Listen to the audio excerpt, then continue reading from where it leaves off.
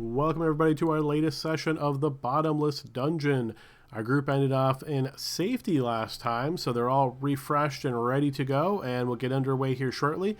As usual, we will start with a quick recap to get everybody up to speed of what occurred last week, and then get into our session.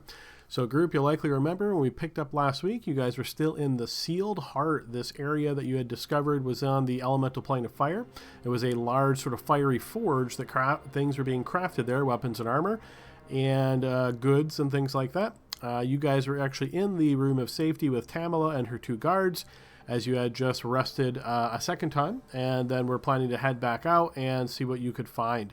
So the group made their way outside of this room and had some different discussions. Was Tamala going to go ahead of them? Should Tamala wait behind? And eventually the group decided to go ahead of her, did a little bit more searching, couldn't find what they thought to be the way out, the way Tamala explained how she came in. And the group speculated on whether or not this is some kind of effect of the Bottomless Dungeon or something else was at play here. So eventually the group came back, let her know that the area that she thought was the exit wasn't really the exit. And then after, again, more conversation, the group decided that Tamala and her guards and Welby would go on ahead and see if they could find their way out. And this would allow them to keep up the ruse that they weren't all in cahoots together and so forth. With this understanding underway, Tamala, Welby, and the two guards made their way down this very long hallway as the rest of the group remained behind at a distance, kind of just peek and see where folks were going. Eventually, Tamala, Welby, and the two guards turned the corner and found the dead end, and this was surprising to Tamala because she explained that this was certainly the way that she had come in. So she asked Welby to start looking around, and she and the guards did the same. Eventually, it was one of the guards that discovered that in the ground, sort of built right up against the wall in the ground, was this lever. So once this was pointed out, Tamala grabbed upon it and moved the lever, which caused a section of the wall to actually lift up and provide further clearance to the west. So with this underway, Tamala, Welby, and the two guards made their way to the west. Eventually, it got to a point where the two guards who were out in front, they stepped forward and sort of just vanished from thin air. This was very surprising, and it seemed as though Tamala was still in stride while this was occurring, so Welby quickly grabbed onto her and held her back and asked, was this is what she was expecting? These creatures suddenly just disappeared. Tamala explained, what do you mean disappeared? I see them, they're right there.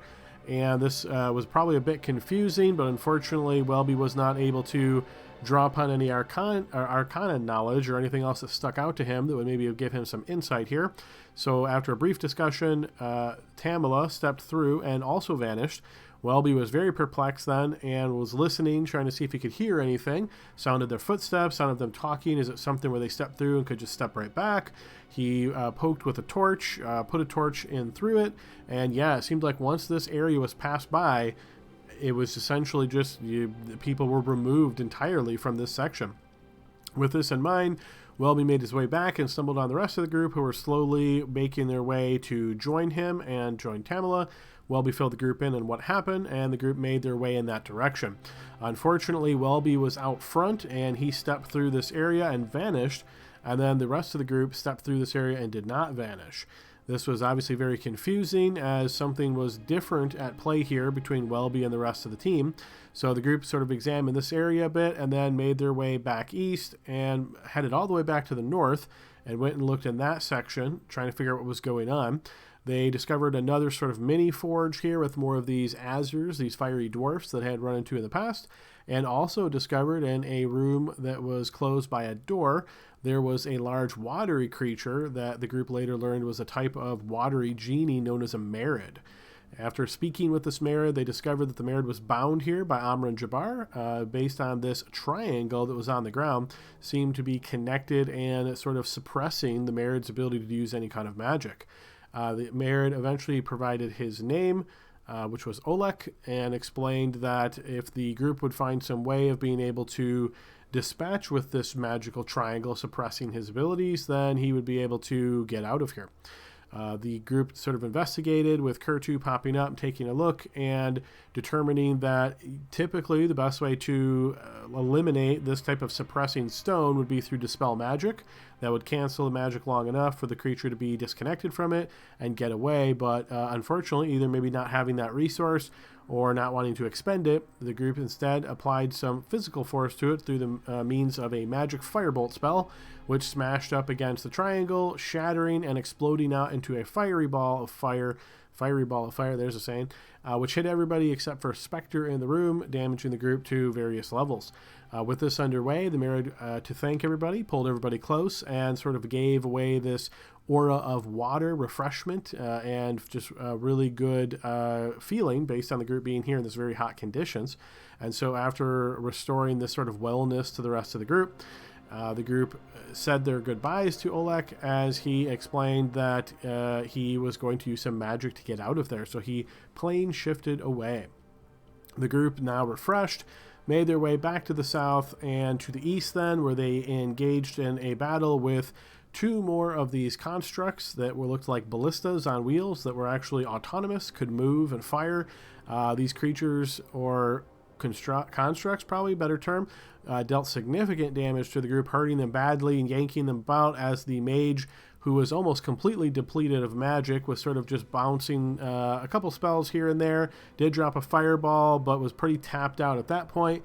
Eventually the group, through hard-fought battle with some folks dropping to the ground, managed to defeat these construct creatures, and after doing so, the mage in the back suggested sort of like a you go your way, I go my way kind of deal, and the group, who was very badly hurt at the time, decided, yeah, that sounded fine enough for them.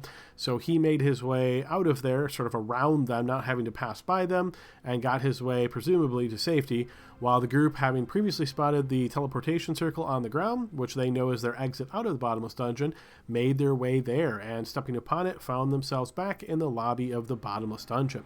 With that complete, they had a brief conversation with Alexander, the shopkeep there in the lobby, and he went on to explain that everything that occurs in the Bottomless Dungeon is sort of a facsimile. You can think of this almost as a simulation.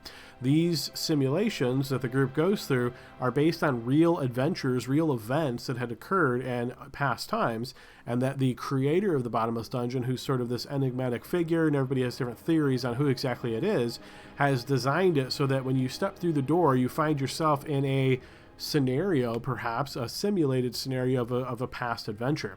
And this is why he explained that Welby was actually not real, because he was part of the simulation, meaning he was a real individual some time ago, but he wasn't real during the simulation. Had the group managed to get him out of there, there is a process by turning simulations into reality, similarly to what Alexander's explained before for magic items that are discovered inside of the Bottomless Dungeon. They have to have a sort of some extra magic applied to them to make them real outside of the Bottomless Dungeon. Otherwise, they don't last forever. So with this knowledge in mind, the group was perhaps philosophically pondering if Welby wasn't real, the fact that he was gone, what does that exactly mean? Who knows exactly? Maybe that's a question for D&D philosophizers. But yes, the group then made their way back to the room of relaxation, room of requirement there, getting a relaxing time thanks to all of the things that are supported by the room, providing them food, drink, and comfort. The group ended up spending 2 nights there to really recover from some of this extended exhaustion, and found themselves, after 2 days, ready to go. They spoke with Alexander, reviewed his inventory a bit, and were, last I recall, just about to make their way back into the Bottomless Dungeon. So group, that is my quick recap. Is there anything that I missed here that anybody would like to add? Magic. Go ahead. Oh, sorry. We bought some cool stuff. Okay, yes, you guys did get an opportunity to purchase some different things, yes? That's all. I think there was like a fun little parlay with the, and by fun I mean necessary parlay, with the surviving fire Ganassi wizard that had basically ruined our entire day, where it was like a you go your way, I'll go mine. Yes, indeed. Yep, that was covered in the recap. And yes, that was where the group was very wounded and the Fire Ganassi was very depleted in spells. So yes, it made sense for both sides to agree not to continue with that battle, because otherwise things could have gotten really bad. I may have missed it when I went AFK there for a second, but when we spoke to the shopkeep, he told us that another group had recently dove into the Bottomless Dungeon as well, so we have some competition going for this box. Quite close. Go ahead and take inspiration for that. He mentioned that there was another group that had expressed interest in the Bottomless Dungeon, not that they necessarily had gone through quite yet. So you got the impression that there was another group in the vicinity. Maybe there's multiple groups, but yeah, as far as being another group, you got the impression that this other group is sort of in the process of going into the Bottomless Dungeon. And on the topic of inspiration, our dungeon master generously gave us all inspiration for paying an extra night. That is true, yeah. So if you guys will recall, as you spent that second night in the Room of Relaxation, which usually is very expensive compared to most typical inns or taverns, because everybody was restored with everything and didn't need anything to sort of gain, the benefit of this was the awarding of inspiration. So think of this as your mind really focused and aware, and you know exactly what's going on, aka inspiration. Okay, if there's nothing else to add, quick question for you guys. This is a potential rules change. So you guys saw last session in the Sealed Heart, we had this mechanic where as you were getting tired from the heat, so exhausted, worn out from this heat, you were getting these increasing penalties. And as I mentioned at the time, this was playtesting the new exhaustion mechanic for 1D&D. So instead of applying levels of exhaustion each time someone drops to the ground, this is how it will work in the future. And I'm thinking this may be a better way to go than standard exhaustion, because it feels like exhaustion hits you really quick, right? Where one level of exhaustion, you're already disadvantaged on all skill checks. At your second level, your speeds reduce. I mean, it ends up being really, really significant. What do you guys think about changing to the new mechanic, meaning instead of suffering levels of exhaustion, you essentially suffer cumulative -1 penalties until you're able to clear them? Let's give it a shot. Can't hurt, right? Plus, having half speed all of the last 2 sessions really sucked. Yeah, and I've actually seen that on a YouTuber before that made that months and months ago. I thought it was a good way to kind of go about it. So I'd like to try it, I guess. All right, perfect. Heard a couple agrees and no anger, no hate this idea, so we will go with that. So moving forward, I will update our house rules document, but for now, for this session and moving forward, instead of suffering a level of exhaustion each time you hit 0 HP, you will instead suffer a cumulative -1 penalty, and we've already got everything built in to be able to support that, except probably for brand new characters, but we can get that up pretty quick. So yeah, without any further ado, guys, we will bring you back over to where we left off.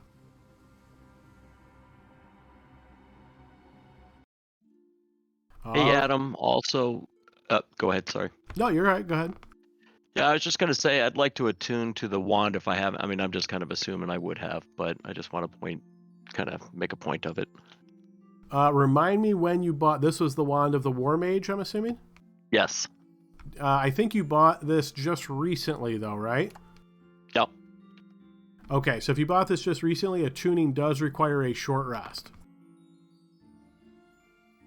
Okay, not just an hour takes an official short rest. Let me double check.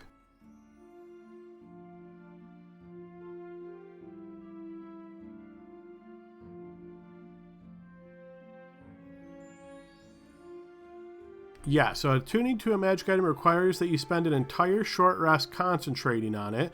This can't be the same short rest used to learn an item's properties. So yes, you do need to spend an actual short rest to attune. Okay, I'll just hold on to it, and I'll keep the Dragon Tooth one for now, and I will attune to it when we take a short rest. Okay, fair enough.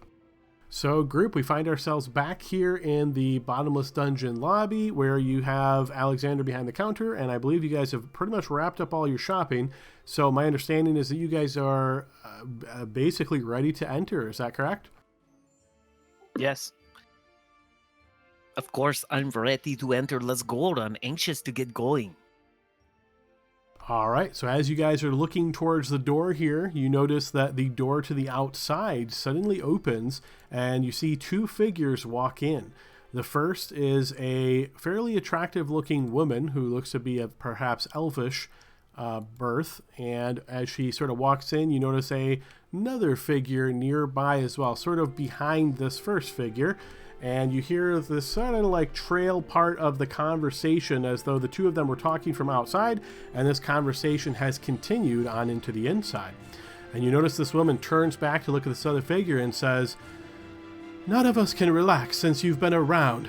Did you even notice that we stopped inviting you to dinner after the 4th day at sea?" Well, of course I didn't notice. We're all basically strangers. Nobody said anything to me, and I'm the newest member of the group. How would I even know if something was amiss? I thought you were all just seasick or something. "For 6 days? Look, I'm not wanting to get into specifics, but I do need you to know that as a group we've decided it's probably better if we head into the dungeon without you." Oh, you've got to be joking. A 10 days travel from Waterdeep and we get right up to the fucking entrance and you're going to try and drop me? What could I have possibly done? Well, there's a lot of reasons, but for the sake of being civil, let's just say that we're already a group of 5. Dragging you along makes 6, which means each of us earns a little less when all is said and done. Oh, and that didn't cross your mind before we got on the ship? What the hell is wrong with you? And I beg your pardon, dragging me along? Ha! You, darling, wouldn't know a worthy teammate if one walked up to you and punched you in the tits. Now see, that's exactly why we're going separate ways. Why do you always have to be so crass? Oh, sorry, not all of us were born with silver spoons to bring to our caviar tastings and manners lessons. You're really going to oust me because I hurt your delicate sensibilities once or twice? What kind of adventurer are you? One that's going into the bottomless dungeon with a team. And it wasn't just your abrasiveness. Heinrich said they heard weird sounds coming from your cabin every night. And of course, Boss. Perhaps you heard. He said they saw you eat an entire basket of eggs, shells and everything. You're just weird. Ah, so there we have it. Another feeble-minded simpleton afraid of someone who's not exactly like them. Well, good riddance and best of luck in the dungeon. I sure do hope we don't run into one another down there. I would hate for something weird to happen to you. And you notice the woman shakes her head in disgust, scanning the room briefly before she steps back outside and the door to the outside slams shut. Remaining behind is another individual, and Chase, why don't you go ahead and describe what this individual looks like? Yeah, I think you see there's a human female. She's got dark hair. She's got these light brown, kind of almost golden eyes with relatively tan skin. She has gold-lined, dark purple, like hooded shawl and some ornate metal decorative bracers on her wrists. And on her waist, she's got a pair of daggers, and she's holding an adventuring pack in one arm, straps kind of dragging along the floor. She looks relatively defeated despite the air of kind of anger that you just overheard her spouting out towards this other person.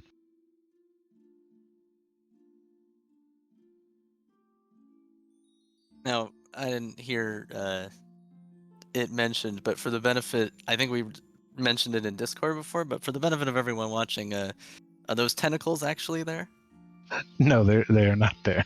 Okay. So you are we going to go? You ready to go? Let's go.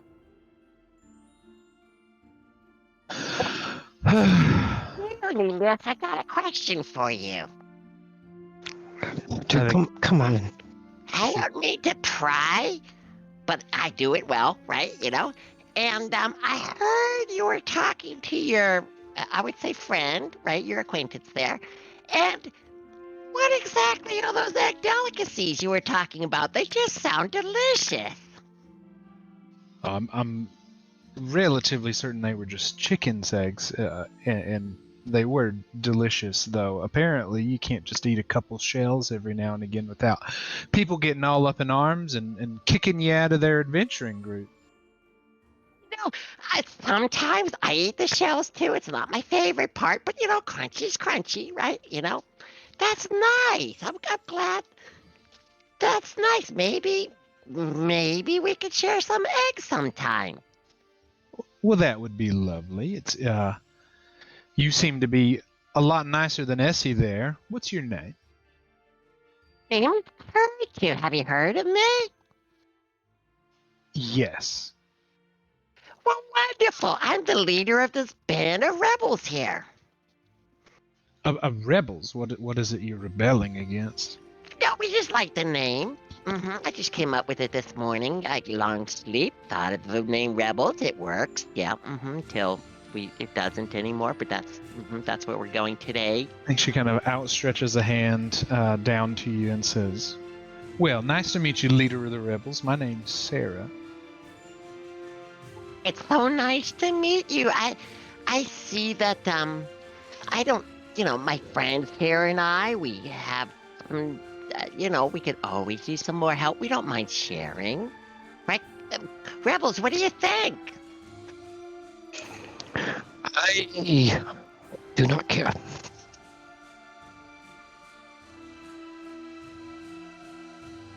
You could tell we're not the morning group. Everybody seems to be relatively tired, or Well, fortunately for you, Gale is not in his gloomy doom mood, and Spectre is here on contract, so you can't really expect her to say much. Actually, I don't know if you can see her. It's bright enough in here, I think. He's got a light on. I'm sure he does. Either way, well, we're in a bit of a predicament. See, we're kind of looking for something else for somebody, so we're not really going in there to find our own riches. We're not? Oh, we're not. But if Yeah. we come across some, we're gonna keep it. Yeah, I mean, that's the plan. Yeah, of course. So, what's your name? well, again, I'm pretty sure I just explained my name is Sarah, but I'll let it go this time. I would be happy to come with you. I've made my way all the way here from Waterdeep, and as you overheard, maybe you did, maybe you didn't. The group that I came with has seemingly dropped me on account of they don't like me. But I'll be more than happy to help you all out. I know I'm a relative stranger, but I have some skills of my own. I know some magic, and I can patch you up here. You see that she kind of like rifles through her backpack and pulls out like a first aid kit and says, "If one of you falls over, I can, tend to a sprained ankle or something." Well, that'll be really useful. That happens a lot to us. Yeah, That's and happened a lot recently. and there's a lot of people don't like us either, so maybe you'll fit in just fine. Now, But, I'll preface you before you make any decisions, and I don't want to deter you, but my magic is a little weird, quote unquote. So Essie wasn't completely off in her thinking things are strange, but I trust you. It's all Sarah. harmless to me and to you and to the rest of us.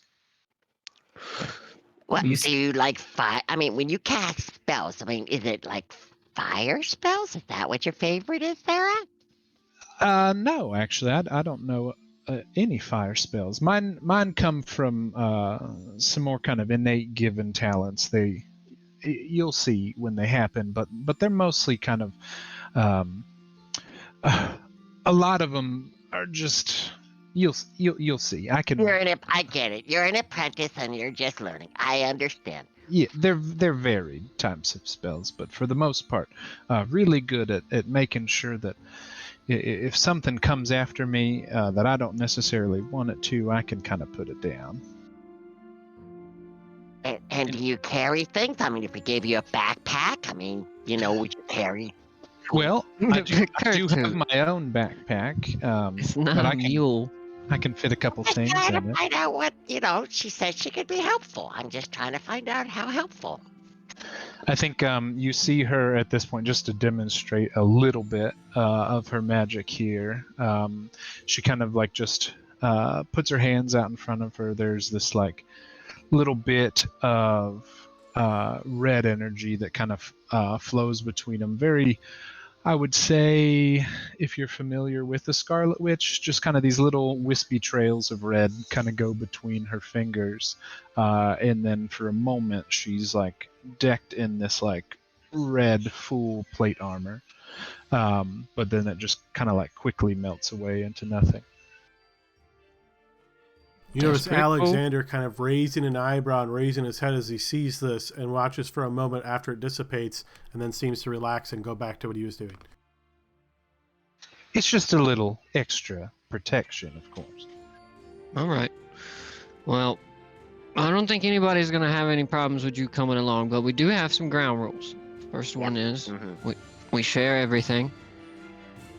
It's pretty straightforward, right? You find something, you share it. We don't always think things through, so you just got to roll with the punches sometimes. And if Gale is in his winter mood, just don't ask him any questions regarding the outcome of any missions. And we should be good. So where did that you made plate armor and now it's gone? Are you fighter? I'm just confused. I think there's a little bit of a fighter in each of us. Oh, I like this. Oh, he's happy. I like this one. Well, if we tell you, so Sarah, will you go with us down to dungeon? Be on your guard. Trust nobody. But we are ready, and we're going to win this time. We're going to win. I think she kind of whispers, but doesn't necessarily whisper very well to Kurtu. She says, that one seems a little thick. I'm telling you, it takes all types. And he sometimes is all types. I'm just saying. Fair enough. All right, Alexander. Open this door for us. We're ready to go. Does Sarah want Are to do you any re- shopping first before we go in? Do you Well- have any money? Well, I did come prepared with some money. Is there anything specific you think I would need? Oh, I did bring these, and I was going to dole them out to the rest of the group, but apparently they didn't think it necessary to bring me along. She kind of reaches into one of the pockets on the side of her backpack and pulls out like a handful of what look like little whistles. But I've purchased 5 signal whistles just from my starting equipment. If each of you wants to take one of these, perhaps we can use them to communicate over longer distances should we be separated for any reason. Oh, the whistle before. Okay. And she, I think she kind of pointedly looks at oh,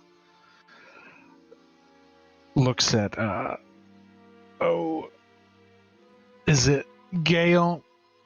Yes, yeah, that is my name. My name is Gale Fuselaw. She kind of says, you blow in this end and it makes a noise that the rest of us can hear, and then depending on if we make up a code for the blows, we can figure out if somebody's in danger or if something else is going on. Oh, He just so screams like a banshee. so this end. Okay, I'm going to blow whistle.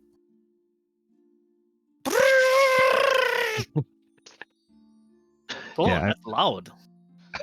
I mean, they're in the equipment section of the player's handbook, but there's like literally no info on how they work. It's just called a signal whistle. So I put it in my inventory. Thank you. My first present from Sarah. This is so good. Are we ready now? Oh, everyone should take one. Hey, I got a question. I don't remember. Did we buy healing potions? You did. I have one. I think you gave one to me. I have a potion of healing BD, Bottomless Dungeon. Best way I to thought- ever answer that question is look on your character sheet and see what you got. Because if you try to say, "Oh, I've got 3," I just didn't write them down. Well, You don't actually have that's them. what I was thinking. I thought I remembered buying them, but I have healing potions, but I have none on there, and so I could have sworn I bought some. I just. Well, I was out. I remember that, and I remember you buying one, giving it to me because I have the most hit points in armor class, so I should have one, and I do. I have one. I remember buying the wand for you, and then I bought that potion of heal giant strength. So that's what's in my inventory. But no healing potions. Yeah, and I thought he didn't say he had too many of them. I think he had a couple. I can't remember. He had a Alexander, superior, if I remember correctly, but it was expensive.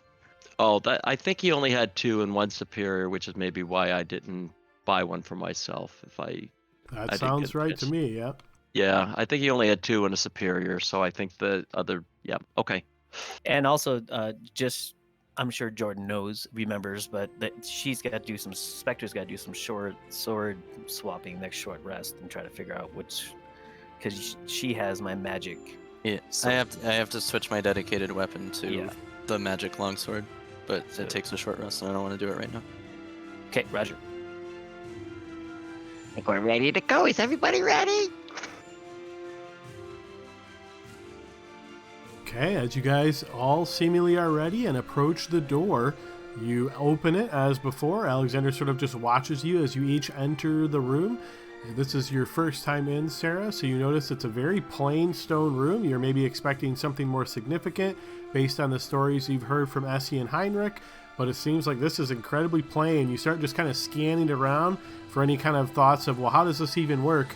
And as Alexander pulls the door closed, it's as though the room begins to darken. All of you have some form of dark vision, but even with that, it seems as though darkness fully consumes this area, spinning around as you're disoriented momentarily. As that sort of fades away, the first thing that comes to your attention is a sound more than anything else. It sounds very odd. Think of as though rocks falling, perhaps crushing, maybe. What exactly is it? Hard to say. You can hear these very strange sounds off in the distance. You're getting this very odd feeling. You're getting this musty scent in the air. Everything just seems a little bit different. You can hear the sound, obviously, of dripping water off in the distance as well. You obviously can tell that you are somewhere else. And as you begin to blink your eyes to try to focus, you suddenly see a light that is being emanated from this figure who is currently kneeling down. And as your eyes are sort of acclimating to this and trying to understand what exactly is going on, you hear the voice say, "You are right, Leroy. It seems as though this tunnel has collapsed. I'm afraid we are now sealed in under many, many tonnage of rock. I see no way for us to make our way back this direction." And your eyes then acclimate to see what is around you. Leroy, is that person talking about you? I think. And they said my name. So we cannot go this way to get out? Is that what you were explaining to us, mister? You notice the figure stands and turns, and you see a woman standing before you. She stands fairly tall, about 5'10" in fact, and she is clad in the fur of a great north white wolf. You can see she has this sort of face paint on, as well as these long, dark braids in her hair. You see she turns and gives you this sort of quizzical look, Gale, and says, "Gale, did the rocks fall on your head?" Well, maybe. I think maybe it did. Do I know you, Miss Wolf Lady? "Of course. I am Ravinda of the Crest. You hired me 2 days ago." Kurtu, explain to him. He seems confused. Yeah, that's her. Mm-hmm. I don't know. Shh. Let's play along. Yeah, I told them. Mm-hmm. So what do you suggest? Where are we? You see she looks around now, and you realize the light is coming from her as she holds onto this staff that is this very strange pale bluish color. It is reminiscent of a long icicle in her hand, but you can see as she grips it and kind of just lifts it up, this light extends from it, and she scans around, and she says, "This is clearly the cavern that we were looking for, but if the rumors are true of all these disappearances, and this is the source, I'm afraid we've just found ourselves between a rock and a hard place," she says as she looks back towards all this tunnel of rock that has just collapsed. So Told you how much I like your headgear. That's cool. I just thought I'd remind you. I'm sorry, and maybe I missed this during our brief introduction, but who the hell is this? Sarah, you take a hit to the head as well, perhaps? Nothing hit me in the head, darling. But I'm about to hit you in the head unless you tell me who Wait. you are. Wait, Sarah, this is just kind of, it like drops you into a place in time. And then you just kind of pick up and go finish what you're supposed to do in that place in time. So I don't think this person is harmful to us. She's Perhaps. holding the ice in her hand and it's glowing, making light, so I can only assume. Are you here to help us? Yes, as I explained, I was hired by your group to aid you in determining the source of the disappearances of the people out here. Do you wish me to explain everything we've done so far? And you see she looks very confused. Not everything, but it would be helpful to know, and I just kind of look back at them and say, exactly which cave system are we in? Your group come here looking for the source of the problem. This cave is located somewhere in the Ornock Desert. Perhaps you are familiar with that location? No. It is a mighty desert that stretches a far part of the land. I am from the far north, but have come down this way myself on other business.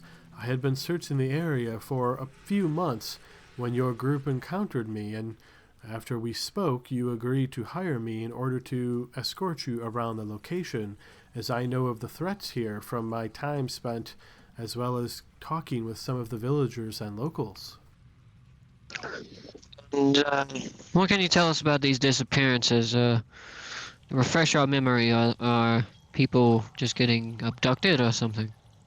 Nobody really knows. It seems to be mostly merchants and travelers, as they are on the roads. Few roads travel through the desert, but there's some that are nearby it. This cave system, we had to travel perhaps half a day's journey into the desert before we were nearby. We had discovered a surface entrance and started to explore it a bit, and that was when Gale was looking at the wall, and he explained that he had found something, and he started tugging on it very mightily, I may say, and it was a support beam that caused everything to crash down behind us. We all That rushed makes sense. very quickly to get to this area. I think it is somewhat safe, but I can't say for sure. And you mentioned some threats in the area. What is it that you anticipate we might find in here? It's hard to say. The source of the disappearance is unknown. The surface I know much better, but down here, well, I suppose based on the location, I might expect some type of sand-type creatures, scorpions perhaps. There's also a particularly virulent strain of fungus that is known to grow here that can emit a very loud, piercing sound that attracts the attention of other beasts in the area. That fungus over there, and she'll point to the northeast. You notice the woman holds up her staff, and you realize that her light does not stretch that far, and she squints her eyes and says, "I'm afraid I don't have the benefits of the great vision that you all have. If you'd like to get closer, I may be able to tell you." Yeah, walk closer. Well, If you can't why see not? it, just get closer. And I Wait, describe it. You If don't you have to s- just stand here in the back. No, she said she's stuck between rock and hard place. Maybe she needs to be lifted up. She's not stuck, you imbecile. She's just standing here pretending like she can't walk forward. Oh, there she goes. She's not unstuck. She unstuck herself between the rock and the hard place. I will say, Kertu, at least we're not in a fiery plane of, well, fire, where you're kind of useless. Now you'll be fully effective. I want to say thank you, but I'm not going to. Wait, why? Where? Did we get her name? Leori, what was her name again? Something with an R. Renva? It was Rwinda or something like that. Let's just call her R. She turns back and says, "Oh, no, this is simple trumpet mushrooms. These are not dangerous, but they usually serve as a food source for other critters that live in this kind of ecology." So, excuse me, lady, two questions for you. One, could you say your name again? Because I'm suffering from learning common as second language and I need to Those focus. rocks. It's the rocks. I am Ravinda of the Crest. Ravinda. Okay, that's pretty name. I like the name. Second off, very important. Did we pay you already? Like at the same thing. You notice she kind of looks at you again, a little bit quizzical, and shakes her head. No, you offered a stipend as far as my traveling with you, but I am due the other portion when we return to safety. Got it. Not a problem. I'm not seeing, FYI, I'm not seeing any issue with any health bars. Everything should be accurate. Maybe give it a refresh if not. I don't see mine, but I see. Sounds like I don't see. Sounds like mine. everybody's having that same issue. They can't see their own. I can't see Yes. my own, but I also can't see Sarah's. Okay, refreshing fixed it for me. By the way, Oh, same. so just refresh. That's a weird one. Yeah, that's one more thing to have to worry about on Roll20. Always fun. I love it. All right. Well, what exactly are we looking for? Are we just looking for the source, Ravinda? Yes, if this cave contains the source of the disappearance of the commoners, it could be almost anything. We may be looking for prisoners, for trapped individuals. We may only find the bones of victims to some type of creature. It is hard to say, but my role is to guide you and to aid you as I can. I do not want to take a front and center role and expose myself to the dangers. Some of you, and you see she looks towards Gale and then Leroy, look far better equipped for such dangers. Yeah. Well, of course, because I'm ready to go. Wait, Are so Are just any talk- of you particularly skilled at scooching around unnoticed? Maybe you could go up ahead before we all just traipse ourselves why into are- danger. I like Sarah. Seems very smart, Leroy. There's some more fungus up here. What? Were you guys saying something? And as you call that out, Leroy, calling to the behind you, so loud enough obviously that your companions can hear you, you hear the sound of movement from up ahead. Oh. Leroy. Movement. Something's coming. Or something's there. I draw a sword and say whacking stick.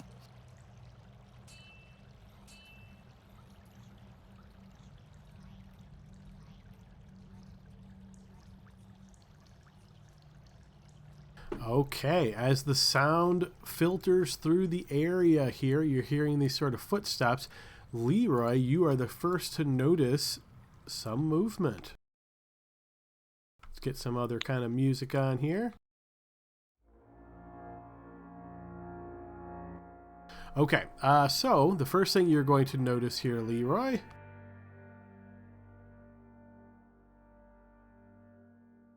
a figure emerges suddenly from the darkness, rushing towards you, sort of shaped kind of like an ape. You can see two of its fists sort of on the ground as it's pulling itself along, but basically humanoid in shape. As it turns the corner and sees you here, it gives out this hoot type of howl that seems to echo throughout the caverns in this area. As it rushes to here, you're going to notice it then rushes a bit closer.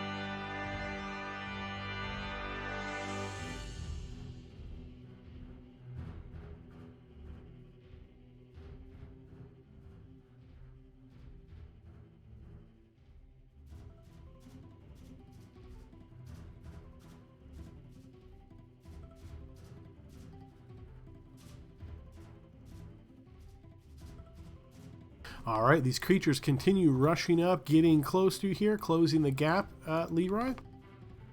You're going to notice another one of these creatures that is back a bit.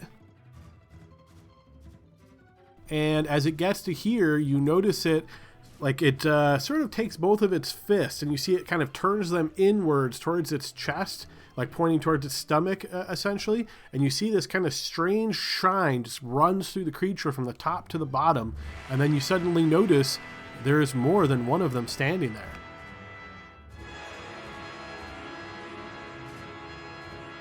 Oh, and then I skipped Ravinda. Okay, Ravinda is hanging back. She's not quite sure what's going on yet, and we will move to Leroy's turn. Leroy is going to look over his shoulder and say, these things are weird. And as a bonus action, he, well, I guess not as a bonus action, but interact with object. He'll go ahead and draw his Dragon Slayer sword. And as it fully emerges from the sheath, you hear him kind of muttering this kind of like an old bard's tale, and it starts to illuminate. Oh, I didn't know I'm still on 2GM.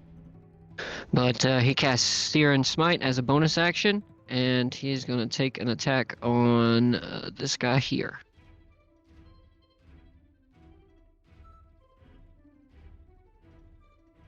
You slash out towards the creature, but you notice he evades your attack. All right, we'll take my second attack. This one manages to connect. Nice. Okay, so there is the damage. Your blade slashes into the shaggy furred creature, drawing a line of blood on his shoulder. As it like finishes the cut, it like ignites, and then the creature gets set on fire from the Sear and Smite. All it right, says that was attack. already rolled there, so we'll take that damage. Yep, perfect. And that will end his turn for now.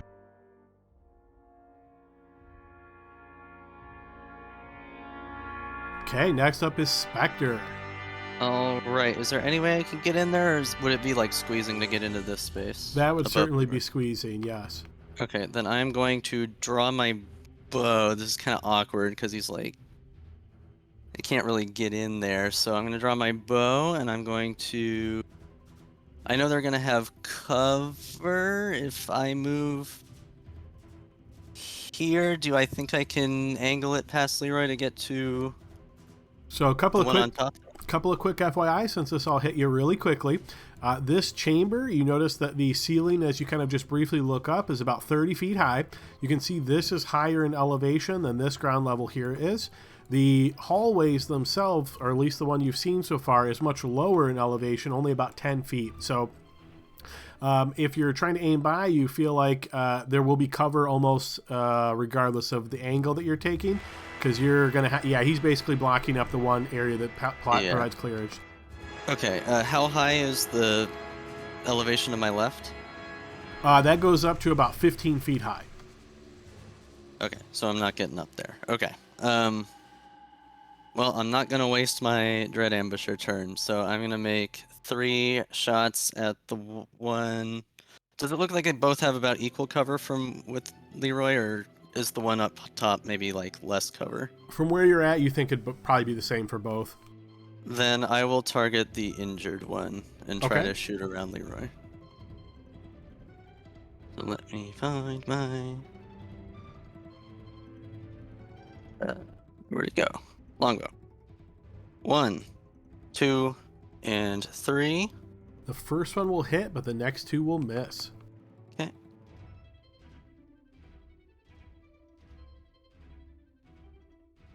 Okay, so your arrow smashes into the creature, poking into its upper arm, wounding it. All right, and then I guess I back off and let someone else try to get in there. And that is my turn. Okay, next up is Kurtu. Hey, Adam, you said that the area is elevated, so if I was to run and try to get around here, what would be possible? As far as just getting up there, so you'll notice that there's kind of this flat area here. You can just run up like this. If you tried to cross this way, that's climbing, and here would be a really tough climb. But yeah, if you're just wanting to go like this, you can certainly just walk it right up it. Okay. Yep, thanks. I'll just go ahead and do that. And then I will aim for... so I'm higher up, right? So... I think this one here may have more cover, so I'll go after this one. Okay.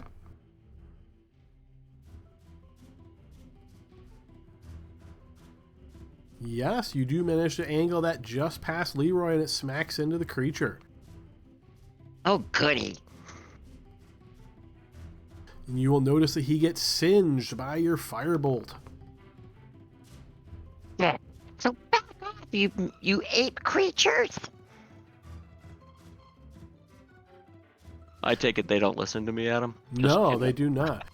All right, Sarah, I your didn't turn. use my intimidation skill point. That's what that was. All right. I'm gonna kind of. I look at Spectre as I walk by and say, "Ooh, 1 for 3. You could use a little help, couldn't you?" And then I just kind of like walk forward so that I can get a better view of what's going on, at least down the tunnel. Okay. From here, I kind of gather up some of that red energy in my hands, and there's a trail of it that kind of goes into my body, also goes into Leroy, but then also into Spectre. And so I will need both of you to tell me kind of as this energy flows into you and enhances you kind of in this otherworldly way, I'll need some type of physical manifestation of this. This is when my tentacles kind of come out as I start to kind of mutate. This is just bless, but you need to show me. You need to tell me what it looks like when your character mutates a little bit. Okay, interesting. So sort of like a Oh. mutation effect that hits them, and then a minor mutation occurs on each of them?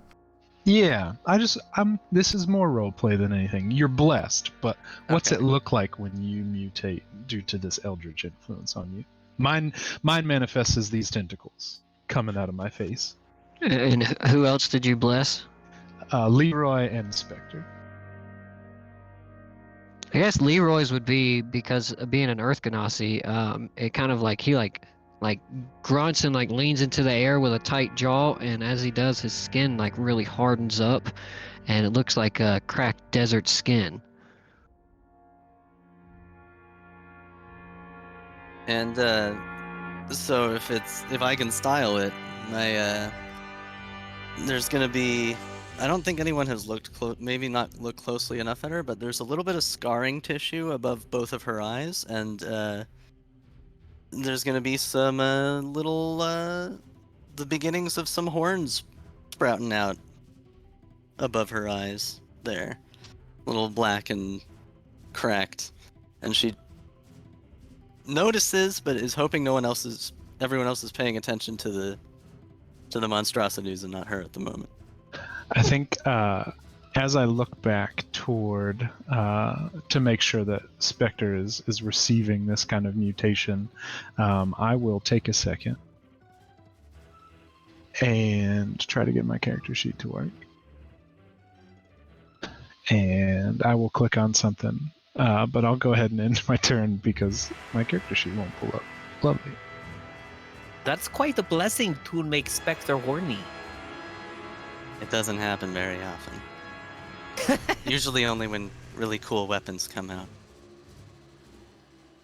All right, Leroy, you notice another one of these creatures scampering from behind leaps against the rock wall and using these claws at the end of its arms just pulls itself along the wall and lands behind you.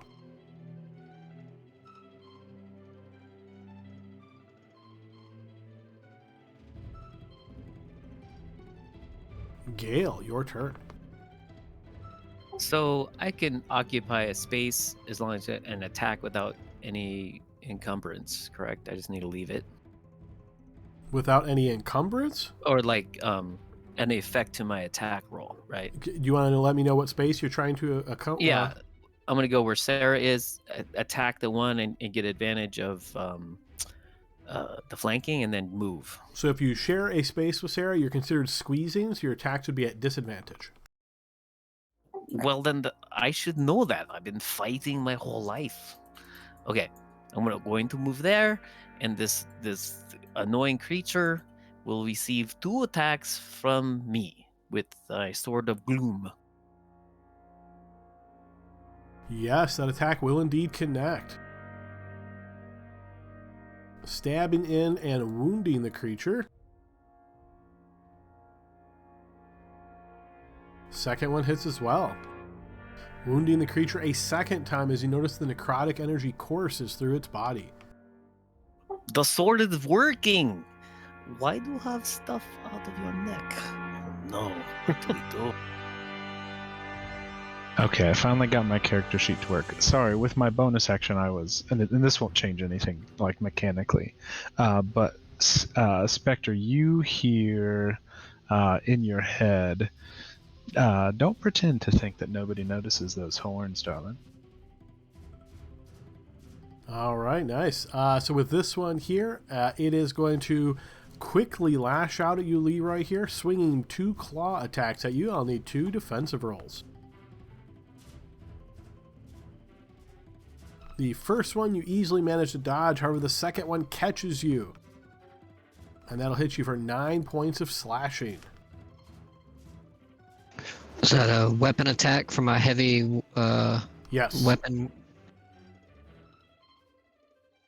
Okay, let's see. This guy is currently burning. I think he gets a con save, so go ahead and give me a spell effect roll here, Leroy. Okay, he will not be able to succeed on that, so he will take an additional 1d6 damage. So he continues to burn. And he will then attack you twice on the flank. 2 more defense rolls, Leroy. Once again, first one you evade, second one gets to your defenses for 5 slashing. Okay, this one here.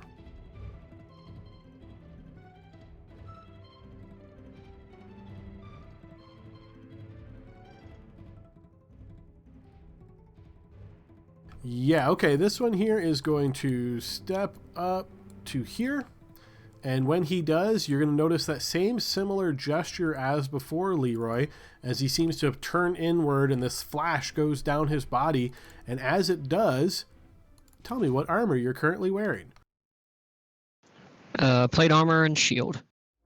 Your plate armor suddenly gets incredibly hot as you feel this burning sensation runs through it.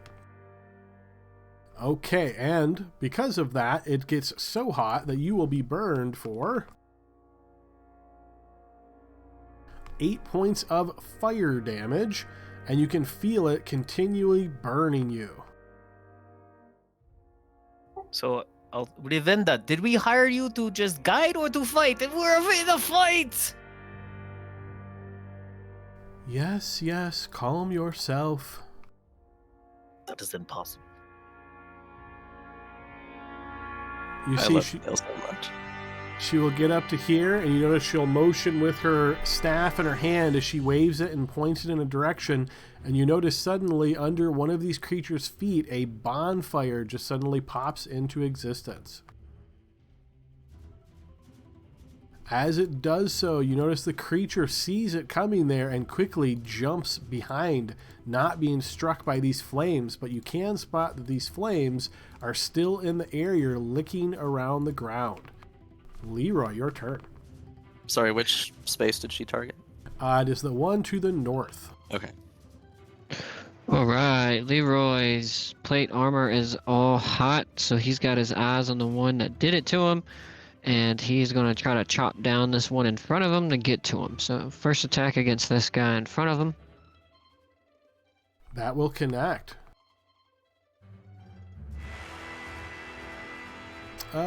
Unfortunately, oh yeah, my script's going to take that dragon damage as well, so I'll have to apply that manually. Okay, so yes, he will be wounded. Cool, I got another attack, so I'll swing it. Let's do a hero point on this one. Okay. Yes, that will hit. And that will be enough to slay the creature as your blade cuts right through it and it falls to the ground. Alright, that's action. Bonus action, I'm going to sanctuary myself real quick. And I am going to try to get into this creature's space. As you step up to the creature, you notice there are 4 of them standing here. There's more. Okay, Spectre. Oh, actually, and you stepped by 2 enemies there too. Can't forget that. So they are both going to take opportunity attacks against you. 2 defense rolls, please. Wisdom Well, save first. Is it 3 of them? Yeah, it was 3, right? Because 3, there's a guy on the yes. bonfire. Yeah, so 3 spell effect rolls, right, for Sanctuary. Yes, yep. We'll go left to right.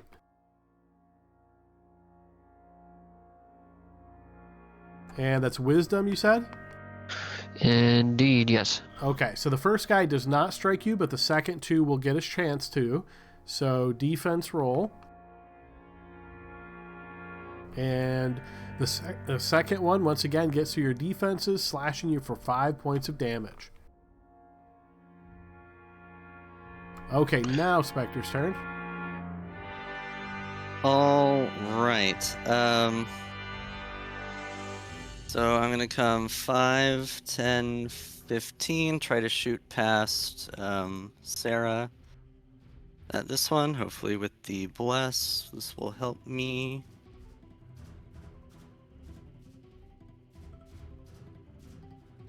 I'm sorry, one more I don't time. know why You're that's shooting the one just past Sarah? Yeah. Okay, yes, that will manage to connect. I don't know why bless did not roll. Looks like you don't have Bless turned on. That's your Bottomless Dungeon modifier. Oh, gotcha. Well, it hits anyway, I guess. Yes. So, where is it? There it is, 1d4 bless. So, Yes, that arrow will catch the creature and wound it. my god. So I'm gonna shoot it again. I'm going to shoot it again. Roll 20, please. That'll There we go. also hit. It's better. This will be enough on the dot to kill the creature as the arrow goes right into its chest and it collapses. Okay, and then I have a bow, so I don't want to walk into melee. Can I interact with objects, stow my bow, and just be empty-handed for a bit? You can, yes.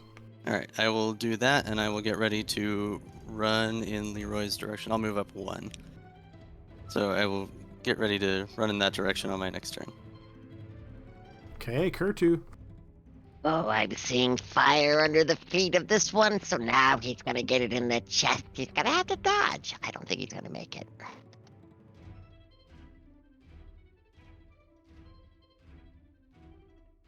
That'll miss Kurtu. I'm going to go ahead and actually, I probably should get down, but I'm going to go ahead and just stand my ground here just in case more come walking in. Okay, Sarah. As Gale has armor on, right? He does, Yeah. yes. Okay, I'm gonna say, how about you take the lead here, big boy, and I'll kind of just like step back a little. But as I do, kind of, I guess as I walk back, maybe before, so that I'm not trying to shoot through anyone, I just kind of raise one of my forearms up in front of me, and a few, like, little spines grow out of my forearm. These, like, fleshy, sharp-looking, kind of, like, fins of sort. And as I do, I'll just kind of flick my arm out toward the creature, and they'll fly off of me like little quills toward this thing. It's a 15 hit, It does. so it'll take 9 necrotic, and cannot regain hit points. This is just a chill touch. Okay, strikes into the creature, and I'll add a special dot here so we remember that. And I will kind of continue my turn walking backward. All right, this one's going to make his way over in this direction, getting behind you, Leroy, as he attacks you on the flank with 2 claw attacks.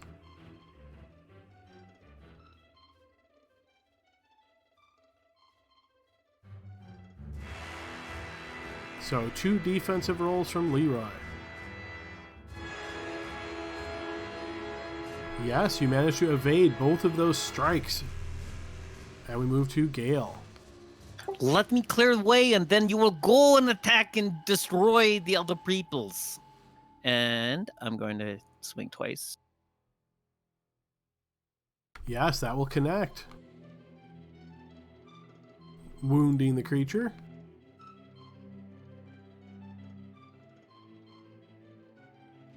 Alright, and the second one would be enough to slay the creature. That's 15, 20, 25, 30 to there, and that will end my turn. Alright, this one looking at you here, Leroy. You notice he is going to squeeze with his fist, and your breastplate flares once again. That will be 8 more points of fire damage. And the next, you notice once again he does this sort of focus on himself kind of thing. And I guess I'll clarify this as a harmful spell, so spell effect roll, Leroy. Okay, he certainly can. Inspiration. Okay, burn inspiration, reroll. Yeah, with spells, I don't like failing those critically. Here we go. Not much better, but better than a critical fail. He will be able to cast the spell upon you, and when he does, you notice he gives this sort of focus Does he thing. still have Sanctuary on him? That was first sanctuary there. Oh. Sorry. That's No, okay. you're good. I will need you to give me a Constitution saving throw, Leroy. All right. Can I burn a reaction for a hero point? You can, yes. Nice. Okay, nothing happens. And yeah, he is going to stay there. And also on that, your paladin aura didn't add either, just to let you know. I think that's that blue box underneath. Okay. Oh, yeah. Okay. It's all right. I rolled a 35 on that saving throw, so Yeah, I no, know. I was okay. I was just wondering if there was yeah. Anyway, next time. Ravinda steps up and conjures the bonfire under the creature to the south now. This time it does not get out of the way and is scorched. We move to Leroy's turn. Okie dokie. Leroy is still sanctuaried, so he's going to risk potentially getting an attack of opportunity, but he doesn't want to clog this area up, so he's going to try to execute this maneuver at him. Okay, yeah, he will attempt, so go ahead and give me a spell effect roll. He will not attack you. Perfect. I am going to take an attack on the one of the 4 guys in front of me. Okay. All right, so you slash out.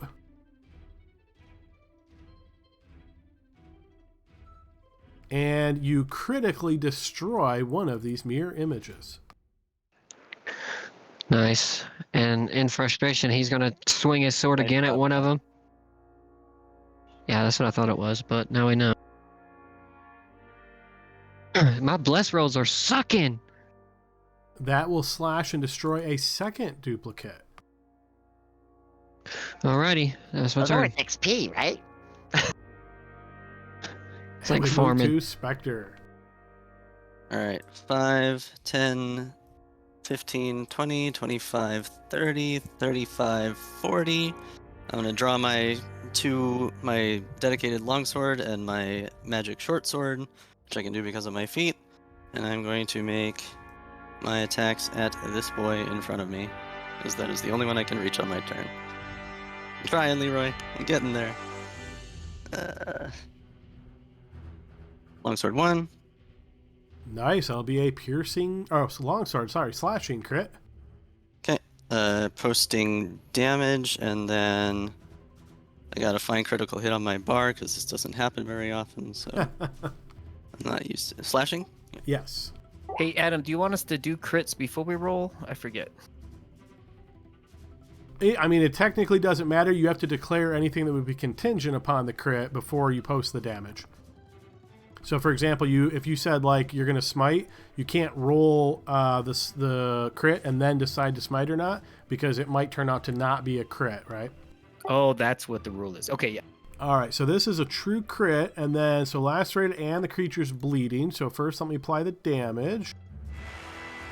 Okay, so he's wounded from that, and now he's bleeding and will suffer 1d12 at the start of each of his turns. So yeah, slashing down, wounding him badly, and giving this big bloody gash in his chest. Second attack. Probably gonna miss. That will indeed miss, yes. And bonus action offhand attack. That will manage to hit. And wounding the creature again. That's all I got. Okay, Kurtu. I'm just gonna dash.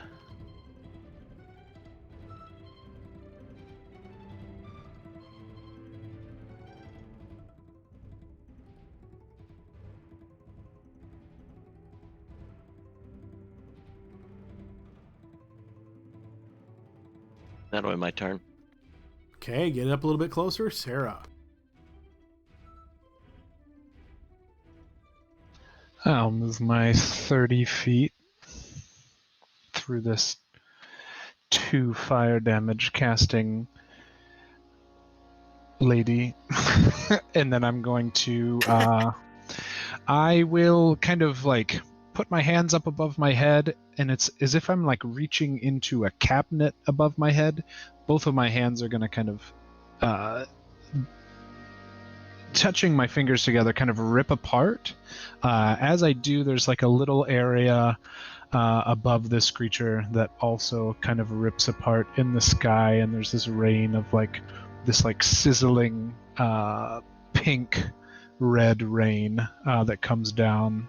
It'll need to make a dex save. Okay, spell effect roll, please. Yes, that will indeed strike into the creature, wounding it for some acid damage. This is just acid splash. That's cool. You don't want to hit Spectre also? I could, but we've got this telepathic thing going on. I'll say, We're watch besties out. now. Watch out. Don't step forward. That's it. Okay, at the start of the creature's turn, it will bleed. Spectre, go ahead and throw me a d12.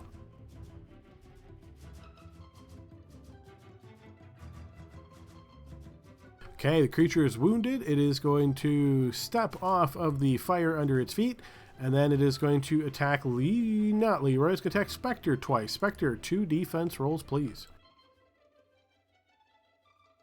Yes, it manages to get through your defenses on the first strike, but the second you manage to evade. So it'll be 4 slashing damage to you, Spectre.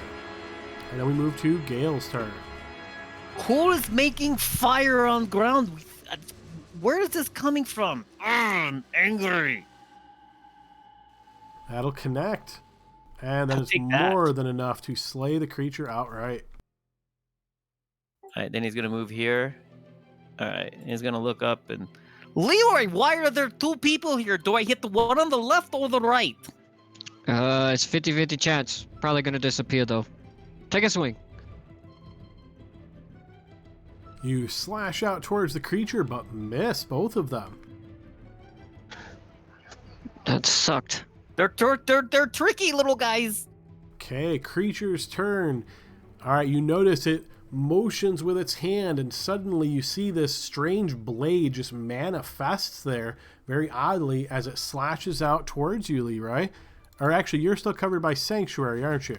So yeah, I am, yes. It's going to attempt to... No, you attacked it last turn, right? So your Sanctuary would drop. I did, yeah. I attacked the mirror images. I don't know if that I think affects as it, but soon yeah. as you make an attack, I think it drops. If I remember Basically, correctly. yeah, anytime you do anything hostile, it goes, oh, no Yeah, let longer. me take my little flag off. Okay, so it is going to attempt to slash you then here, Leroy, and I'll need a defense roll. Yes, you notice this blade coming, and you step backwards, and it swings through open air. You notice Ravinda stepping by, and as she does, you hear her say, "This is also not dangerous fungus." Well, that's good because I'm through it last turn. Everybody's just running through it. She will get to here and once again flash with her magic there, and the creature will see if she hits it or not. She does indeed, as it is burnt for some fire damage. But it maintains concentration as we move to Leroy. I like that name. That's I gonna be read my it too kid's name. quick. I read it too quick, and I thought it said Quagga. Quaggaza? Alright, so Leroy, he's seeing two of them, so he's just going to try to swing at both of them and hope that he hits them both. Okay. That potentially connects. I think it's just rolling over 8 for the last one, Adam. No, it's 11 or higher with only one duplicate, so that will strike the creature. Go ahead and post damage. Wounding it. Maintains concentration. Alright, we'll attack again. The action order is in our favor here, so action economy. So I'm going to just swing again. Yes, we'll see if that hits. That also hits him. Still maintains concentration. Okay, Spectre. Alright. If I'm reading this correctly, this bonfire disappeared? It did, yes. Okay, so 5, 10, 15. Gonna make my 3 attacks at this boy and or his duplicate. We'll see what happens. 1, Miss. 2. Oh, that's not the right button. 2. Nice. Miss. 3. That one will potentially critically hit, but if it does, it destroys a duplicate. Okay, well, he's down to no more added boys, so. That is true. Now I see you plainly. All right, Kurtu, your turn. All right, so I'm going to move first, of course. Boy, you guys are killing all the enemies.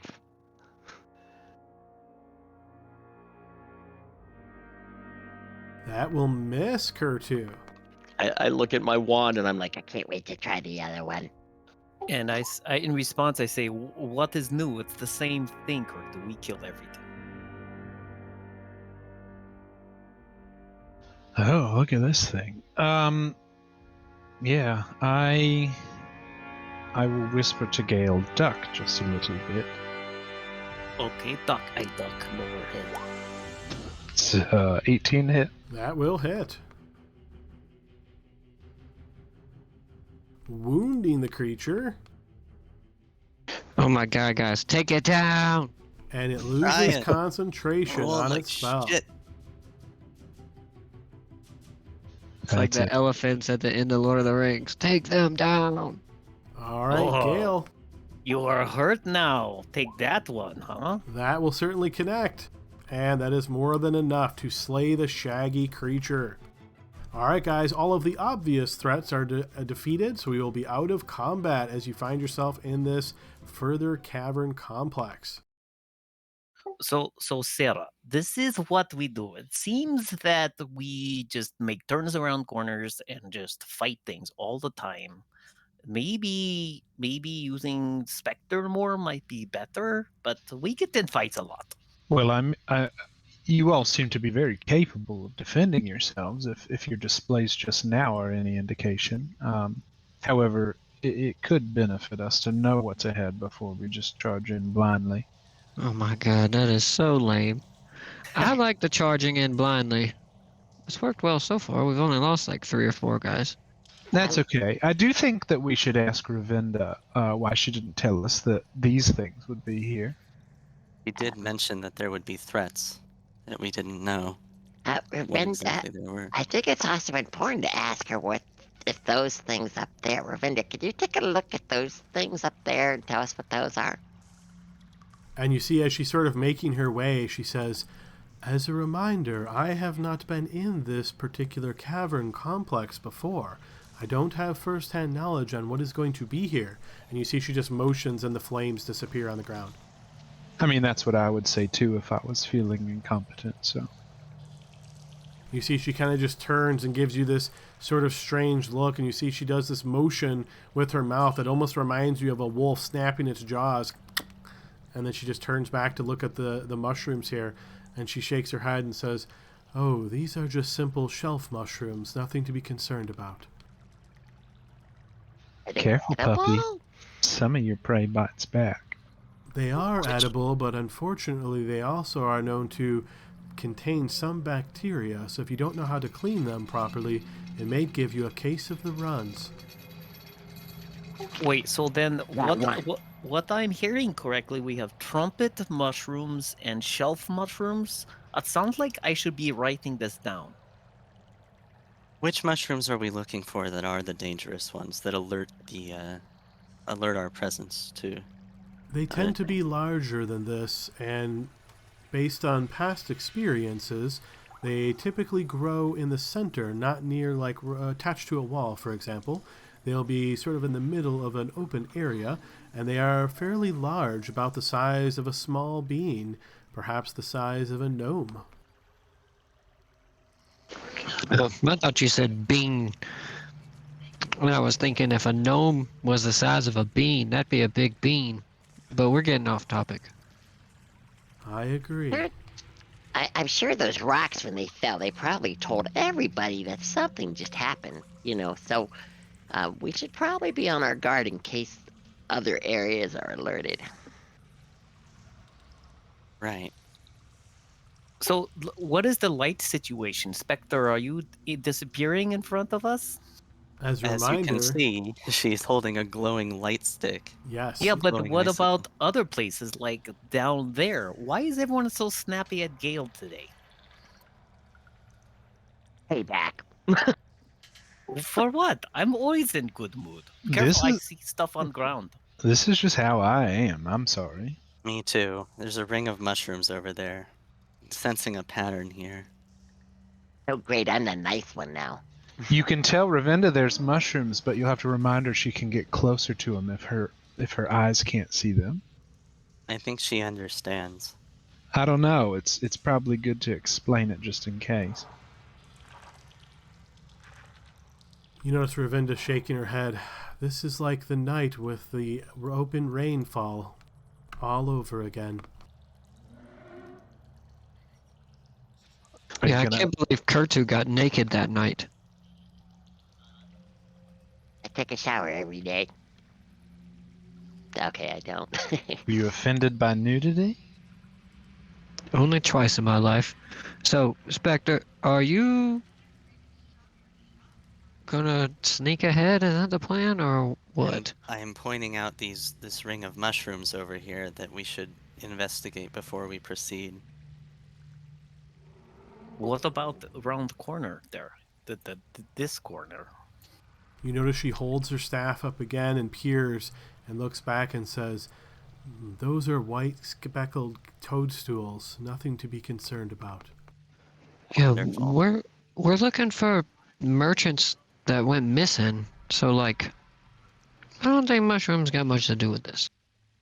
Yes, but they could be toxic or have spores that... She did say that there exists a type that will alert whatever else is in these caves to our presence, so at the very least it's good to be on the lookout for those. What? How about a general rule? Don't touch/eat any fucking mushrooms. I'm being quiet, just so you know, Adam. So there's a circular cavern to the south, and it looks like it has more of those trumpet mushrooms in it. You can take a closer look if we'd like, but it seemed otherwise uninhabited. Well, if we want to be quiet about this, I can always relay Spectre's messages back to us while she goes ahead. As you get to there, Spectre, and look up this sort of incline in the rock, you notice almost these natural rock stairs here. You do indeed see some of these oversized trumpet mushrooms growing from the north wall.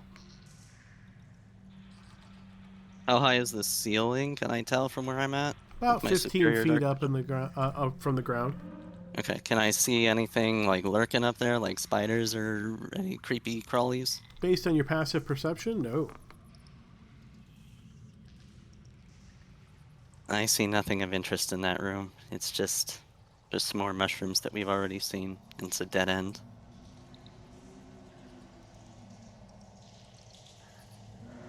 Are these the white speckled stools as you described them, Adam, in here? She was looking at the ones to the southeast when she said that. Yeah, I'm saying, are these? Those look similar to the ones to the southeast. They have same type mushroom in this tiny room. So we should move quietly, and I'm gonna look up at the ceiling. Are there anything up in the ceiling like sturges? No. The ceiling's about 15 feet high here, so it's pretty easy to get a good scope of it with you guys' vision, and nothing sticks out. Obviously, it's not perfectly flat all around. It's kind of rolling. There's might be some areas where there's different elevations in the rock, that sort of thing.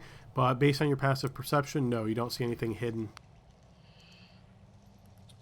What are we looking at up ahead here? It looks Can you quite describe this? strange indeed. Yeah, you notice this sort of like emerald green rock that's made in its way into a wall formation, and there seems to be two openings in the wall.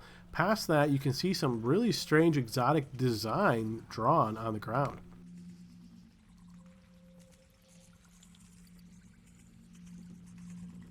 Some weird moss or fungi or something. It's the shelf mushrooms from before. Not that one. That one. Oh, that one. Sorry, the player was looking at something else.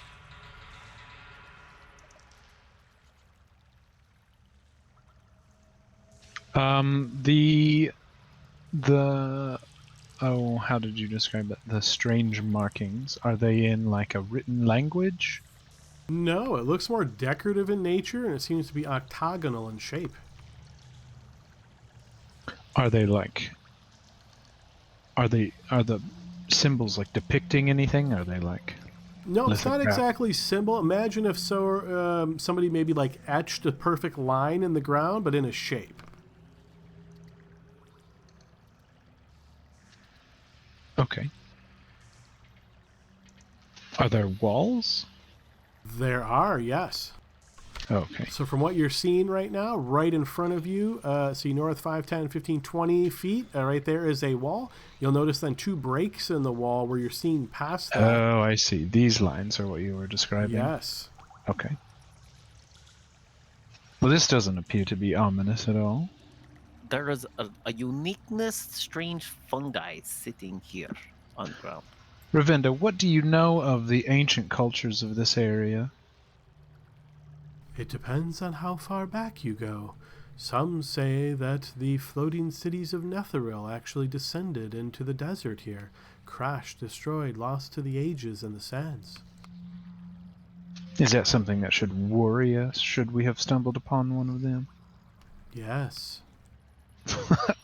Thank you, Ravinda. I like those one-word answers. That's so helpful. I would definitely use caution up ahead. I'm moving quietly as best as I can. What is this? It looks to be some kind of strange pillar. It's not really that tall, perhaps only about 4 feet high. As Ravinda steps up to here, you see she points to the northeast and says, "Cave lichen, simple. Again, nothing to be concerned about."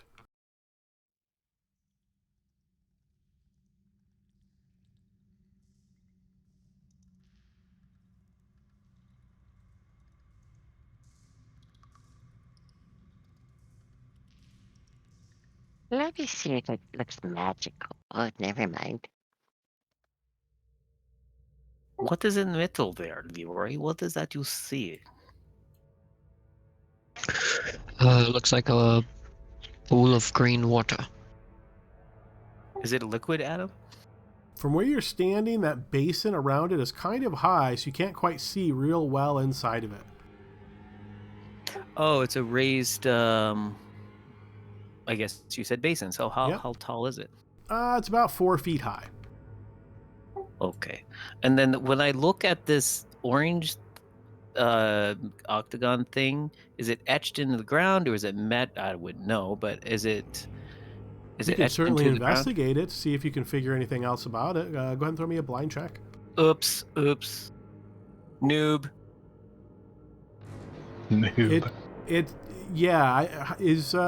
Gale in any way knowledgeable about etchings, decorations, stone carving, anything like that? No, he's a cartographer mostly. Yeah. Yeah, I would say he doesn't. It's hard to say. It just looks like a strange shape on the ground. But it's etched into the stone, I guess, right? I would say he can't even tell that based on his roll. Well, I don't know what that orange line is on ground.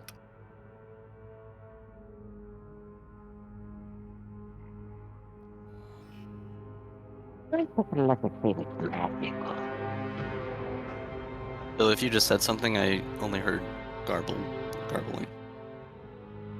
Yeah. Okay. If you guys can, Adam, can you hear me? Yeah, you were also can hear you garbled now. for me though. All right. Kurtu wants to take a roll to see if maybe he can see any if the runes are arcana or anything. So essentially, you're trying to also investigate this line that Gale just did. Yeah, but more from a magical sense. Okay, blind check, please. Ravinda, question for you. The people who've gone missing, were there any evidence of what could have potentially taken them? Tufts of hair or scratch marks, strange symbols, things left behind? No, nothing at all, which is most curious. When beings are struck, much like you are suspecting, Sarah, things are indeed left behind, but no, nothing at all. Kurtu, as you look at this, you can tell it's certainly not runes. You don't get the impression that this is in itself anyway magical, but you think the way that it was created, based on its perfect precision here, magic or some other force was likely employed to be this precise.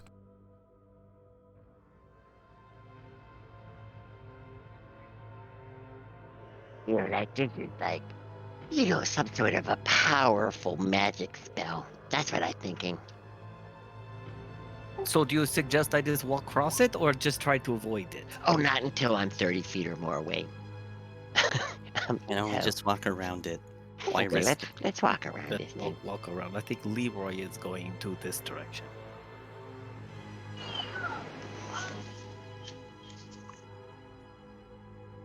Those stairs up ahead I see? It does not look like stairs, but it does look like some strange carvings in the ground.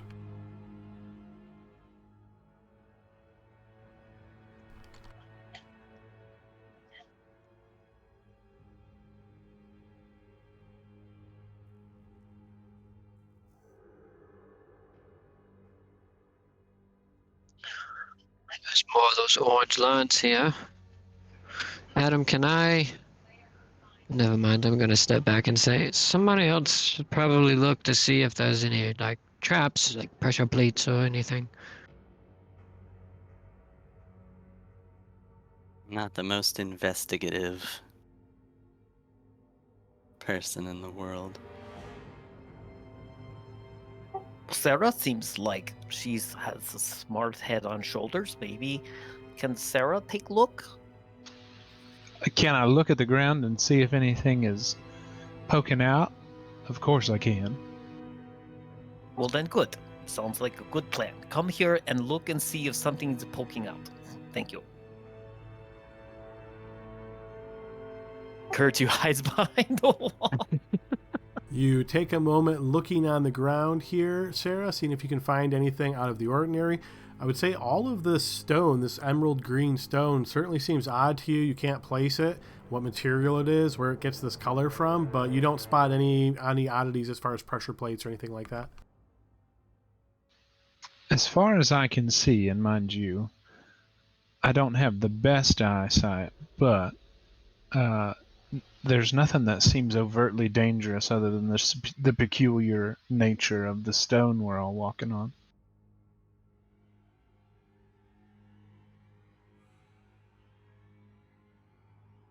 We had a bad experience with long hallways before.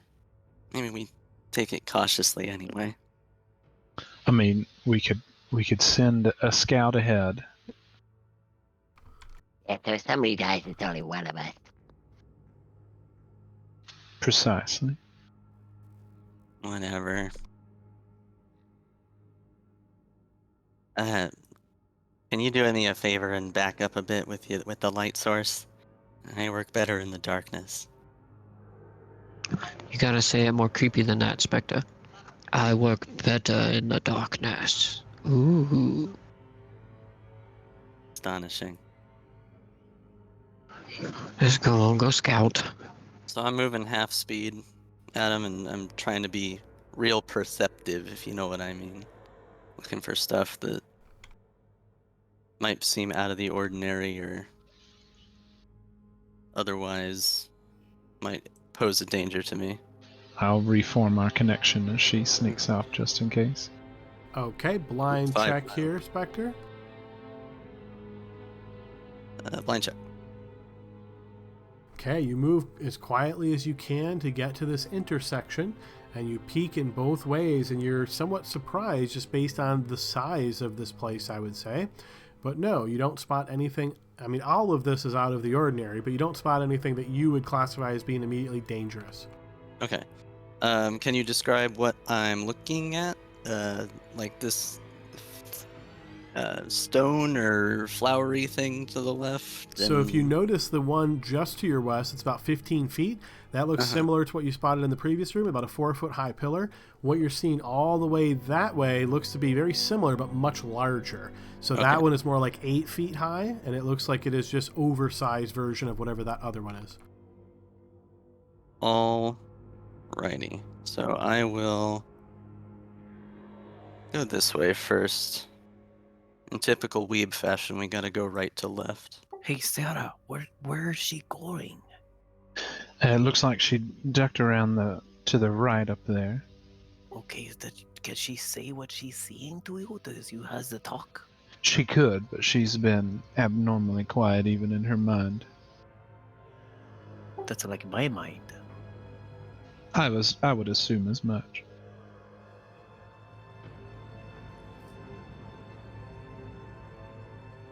I nodded. Do I agreement. know that I have a telepathic connection to Sarah?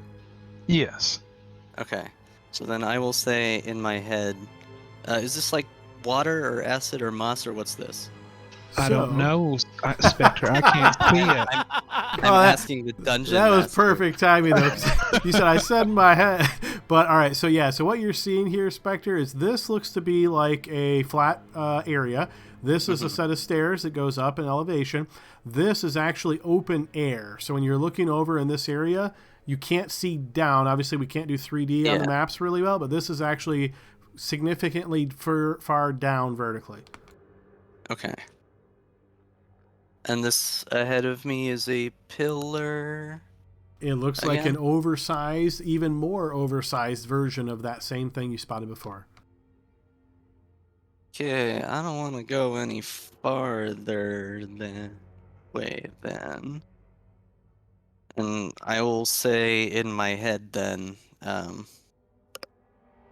it curves around to a pillar standing and holding up the ceiling around a bunch of empty air or a steep drop over here. Doesn't look like there's anything of interest. I'll respond. No sign of any of the captured villagers. Would I have seen anything from where I was at him? You did not see anything along the lines of captured villagers, no. Or any like trace of them, like bones or anything like that? I mean, you can give me a blind check to see if you spotted anything suspicious along the way. No, nothing that sticks out to you that gives you any kind of indication that there's any living beings down here. I relay that to Sarah. Yeah, I'll tell the group. And there she goes. It seems off to. Well, all right, because she's invisible. I just sensed that she was there. She seems to have found another empty chamber, much like the one that we're in now, though maybe larger. Otherwise, Nothing outright hostile. So Sarah, would the you remember the merchant Andrew or Alexander up there? He explained that every time we come down here, and Leroy knows that we replay a point of history. And when we got down here, Ravina said that they were fleeing, like they were trying to go away, and I pulled something and made those rocks collapse. So we're walking back to where we were before. Is that what we're doing? I'm just really trying to understand this dungeon a little better than I normally do when I jump into these things. My understanding is that we disturbed something and then we had to run into the chasm, into unknown territory to escape the falling rocks. Ravina, did we come through here already? She looks towards you and says, "It's Ravinda. And no, we have not been here." Oh, I get it now. Thank you, Sarah. You're very smart. I'm not smart. I'm just not dumb. Because I really don't like this scout thing. I feel bored. Fair enough. It sounds as though Spectre's found 2 symmetrical rooms up ahead. If I had to guess, maybe there's some type of puzzle of sorts. Who knows? None of us have actually crossed any of these orange lines on the ground. I think we should So we get gotta- closer, though. We gotta remember, like, last time we were so content on helping Tamala, but it's just a person acting out a memory. So we don't have any need to find these merchant bodies or anything. It's kind of pointless. We're just looking for this black box. Spectre, as you step to there, you hear a strange sound.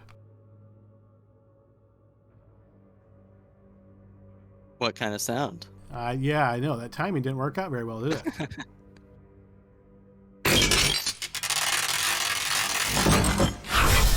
Nice.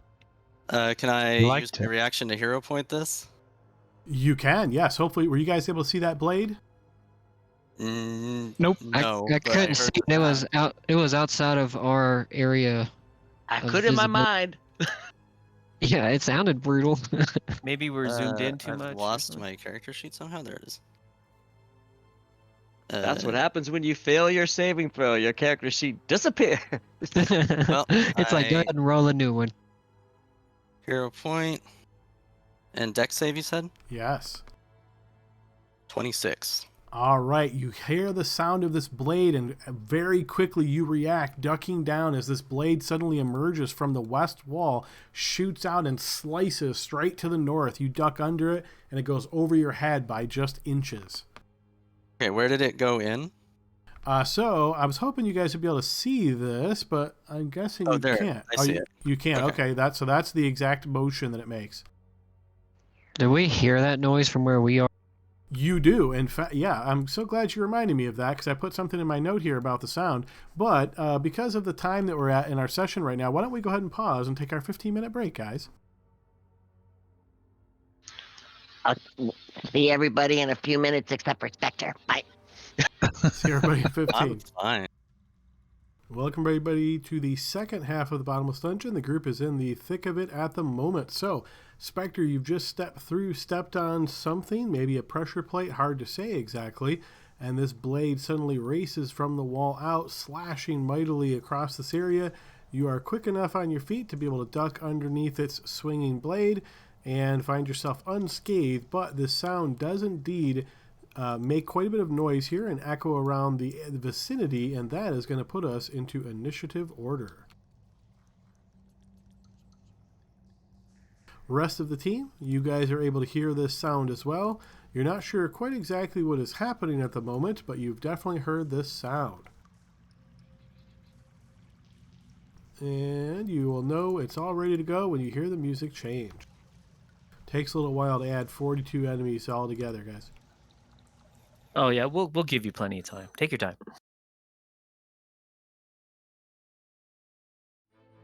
Okay, and with that done, restart the initiative. Look at that, the NPC kicking butt. All right, so before Ravinda's turn, Spectre, you hear the sound of scampering.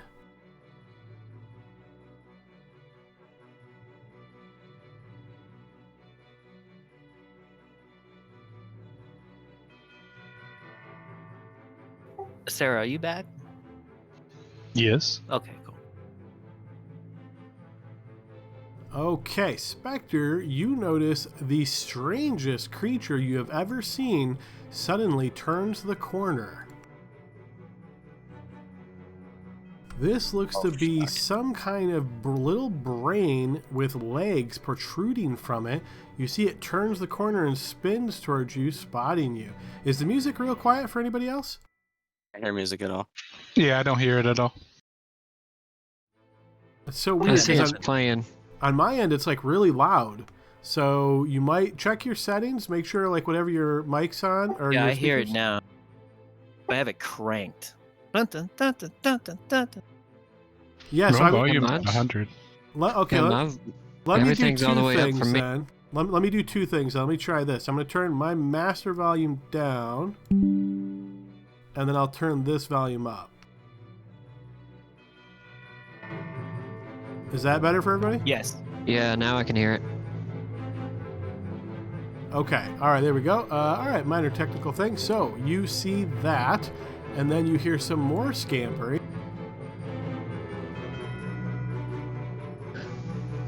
After hearing that noise, I'm gonna look at Gail and be like, yeah, but like she's invisible, right? So like, Yeah, don't even know where she went actually because she's invisible.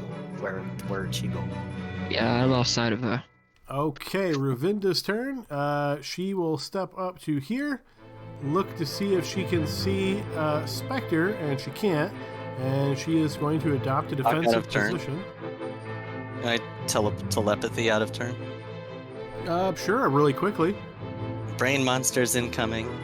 I will say to, I guess Sarah, because Okay, that is what you hear, Sarah, as we move to Gale's turn. Sarah's got bogies on her. Not Sarah. Spectre's got bogies on her tail. It sounds like there's brains coming our way. Okay, so then I walk up here and expect brains. Okay, it's a strange place. by the way, there are traps. I don't know if you heard that part. I heard what you. She says to Sarah. All right, so I don't know where to go. I'm going to be quiet and not know where to go, but I'm going to take an action to prepare for a brain attack. So I'm going to ready an action to attack an enemy that comes into my area. Okay. Spectre. Looking back, really quickly, does it sound like the blade is like resetting behind me? It moves so quickly, basically it came out of one part of the wall and then it goes in the other. So you would assume, yes, it's absolutely back in the wall. I assume your question here is, can you gauge if the trap is reset? And I would say in Yeah. the split second, you're not sure. How high was the blade when it swung at me? Was it something like so big and so thick that if it penetrated me, I would die instantly, or was it like, is it something I could like drop prone and crawl under? If you dropped prone, you think if it comes out in exactly where it came last time, there's no way it could hit you. And it costs half my movement to drop prone, or does it cost Dropping anything? prone is free, but if you crawl, that costs twice your movement. Crawling costs twice my movement. Yes. Okay. Then I would like. Well, I don't want to stay up here by myself because you said it turned and looked at me, and it can see me even through the darkness. You don't see eyes on these creatures. You just saw the brain turn in your direction, what you would consider its face if it had one. You have no idea if it sees you or not. Well, I'm still going to fuck off though because they're coming and the party is behind me, so I'm gonna rejoin the party. I'm gonna chance it because the blade just went in. I'm gonna move quickly back the direction I came in. But I would like to walk around the other side, please. So I'm gonna go here 5, 10, and I'm paying attention to where the blade 15, 20. Okay, as soon as you step there, once again, very quickly coming out of the wall is the blade a second time, seemingly Hero having reset very quickly. And as it does so, would you like to do anything on the save? Hero pointing it, yeah. Okay, go ahead and burn your hero point.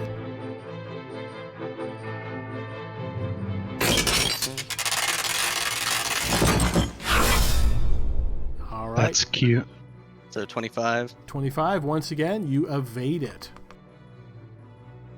So this was 20 to get here? Correct, yeah. Yeah, I was here. Okay. So 25, 30, 35, 40, and I'm going to action dash to get back to the party.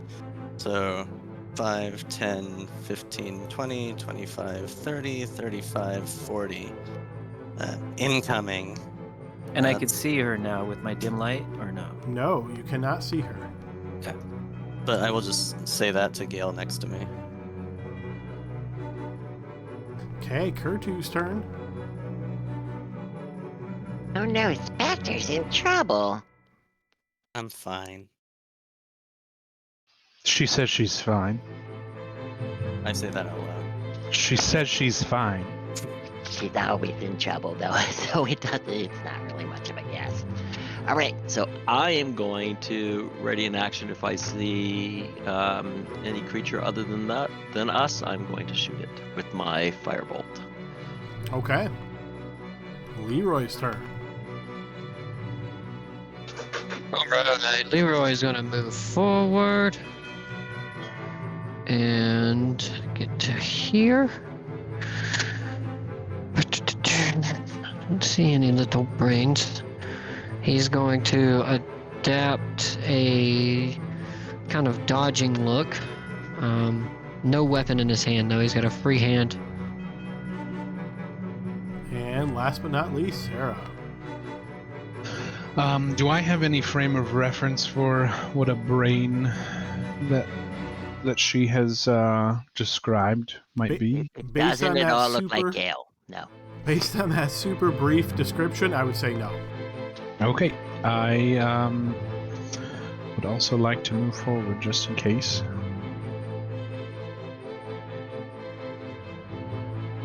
And if any of my allies is attacked, I would like to shoot some spines toward whatever attacks them. All right, as we move back to the top of the round and you're eagerly looking to the north for these brain creatures, nothing seems to immediately come by to the point that we are out of initiative.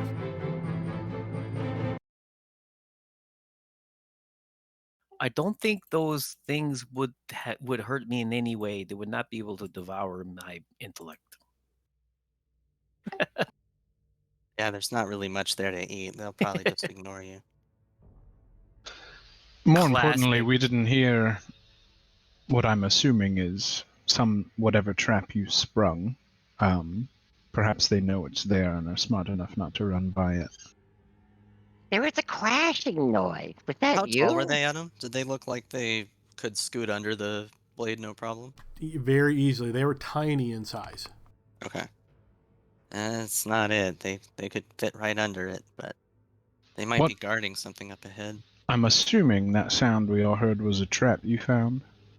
Yeah. Where? I don't even know. Where are you? I don't even. Oh, I see you now. I see you now. No, I don't see you now. Is it 30 feet from Ravinda? 20 feet. Oh, so Hey I don't guys, know. what's up? So, there you are. You're very hard to see. So, where were you when you had to run? The next set of I don't think these are really stairs, Adam. This little pattern here on the little rocky outcropping. They are not stairs. No, they look like sort of like diamond-shaped patterns of this same goldish filigree that you've seen elsewhere. I'm referring to this like ripply. No, those are not either. Those give you this strange sensation almost of like a creature's spine. Okay, so this little ridge thing, I will explain to the party that as soon as I got to the next ridge thing on the ground, just a little farther up, That's where the blade trap engaged and swung at me twice. And I got out of the way both times. It's fine. Were you able to figure out what the trigger was? I didn't notice because I was busy running from brain monsters, but it's probably some kind of pressure plate or other kind of magical sensor, perhaps. It was hard to say. See, this is why I said the scouting thing. Not a good idea. It was a very good idea, actually, because we didn't all get cut in half. Well, yeah, that's You true, I aren't as guess. quick as me. Why don't we try other routes before we throw ourselves at the... I don't know if there is another route. How about these... Oh wait, was this... I'm sorry, was this the same hallway I went down before? It looks Yeah. very similar, yes. So I'll take a moment to talk to Sarah a bit, and I'll say, so Sarah, last time we were down here, we got distracted by the story, but I think Leroy is right. We are looking for a box, and that's all we're doing here. And look for a box. He called it. He knows the name of it. He called it the Famboozle, and then that is all we are looking for. Anything else is just distractions, I think.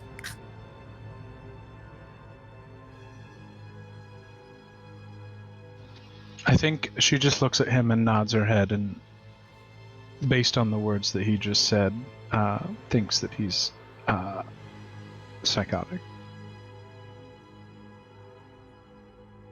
Right, the Famboozle. Right.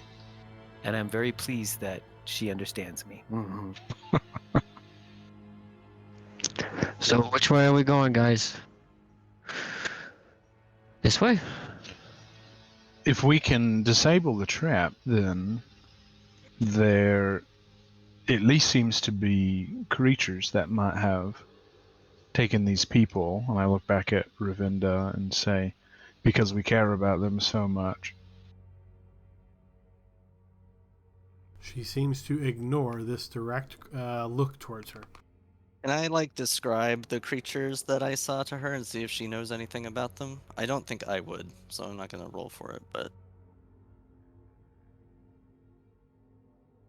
She sort of pauses momentarily and then shakes her head and says, I'm afraid I am not familiar with this type of denizen. Alright, well, wits about you people. It didn't seem like there was much way.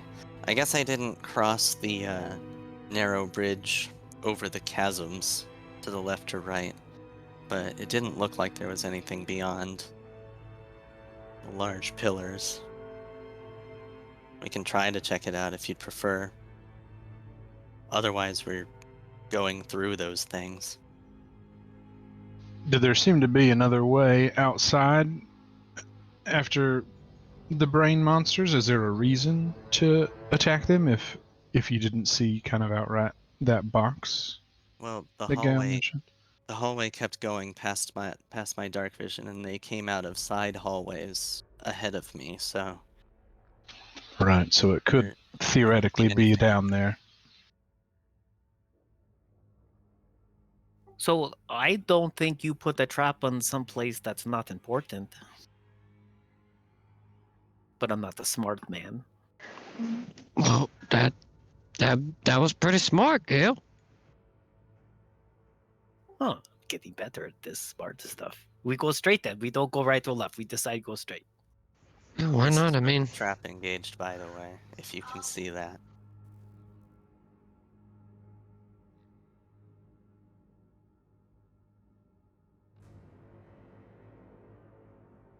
So, since I ran by it twice, did I get a better look at where it, at the mechanism or anything along the wall?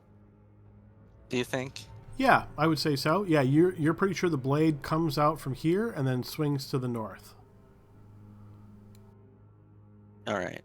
So I will point that out to the group, and How high is it? I mean, will I be able to crawl underneath it? we could crawl underneath it, but the problem is, one of us will hit the pressure plate if there's a pressure plate, and then the noise will alert the creatures again.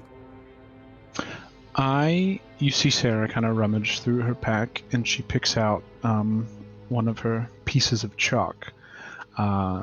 I'll then use my mage hand because I'm telekinetic, it's invisible. So I guess you just see the chalk fly forward into the space that So Spectre. quickly remind me here, with telekinetic, does this still have a verbal component? No, because I'm telekinetic, I can use it without verbal and somatic components. Okay, perfect. But I will draw a line with this chalk on the ground where Spectre indicates for me to.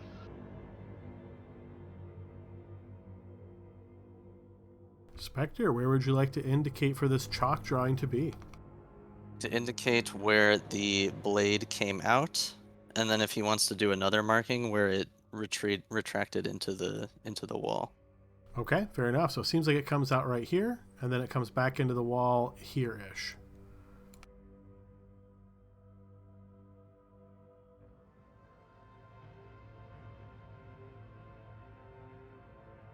Like that type of thing? The bottom arrow is correct. The top arrow just reversed the way that pointer is, and that would be correct. There you go.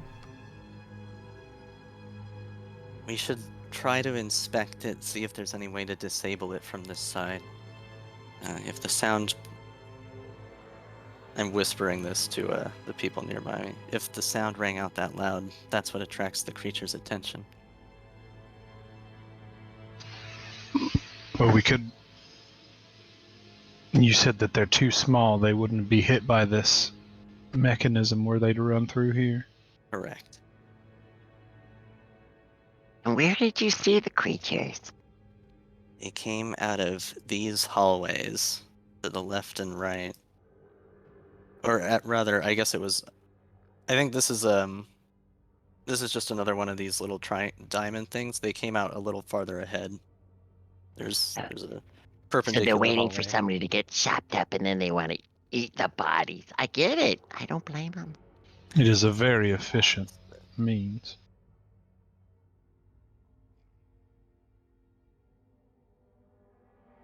But we don't want to make noise, but we could avoid it by crawling on belly. Theoretically.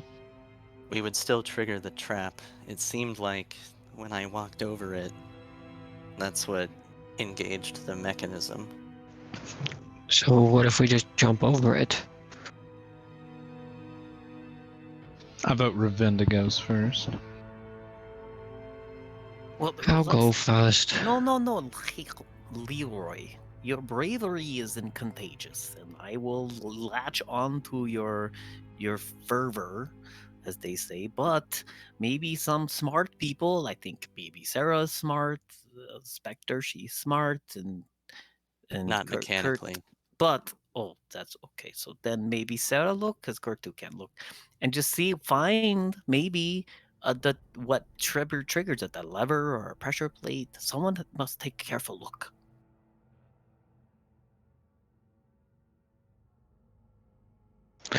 I'll look.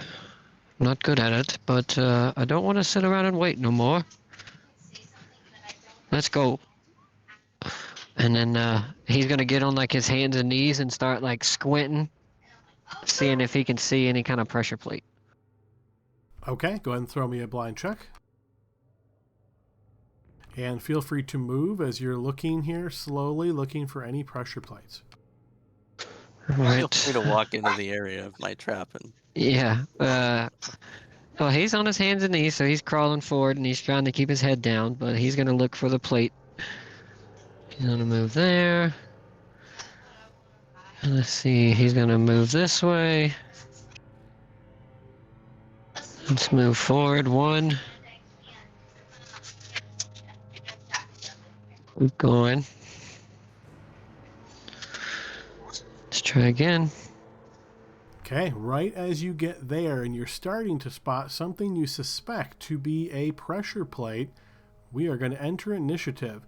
As these creatures actually know exactly where you guys are, but you don't know where they are, I'm going to call this a surprise, as each of you hears the sound, but these creatures are coming out perfectly planned to come after you guys. Would you consider crawling, I guess, would be prone, huh? Yes. Okay, so we start at the top of the round. So Spectre, you'd be the quickest to react to this, but you're surprised, so you will lose your turn, no longer surprised. And then we will move to the next opponent. Okay, let me get on some different music. All right, so coming around the corner suddenly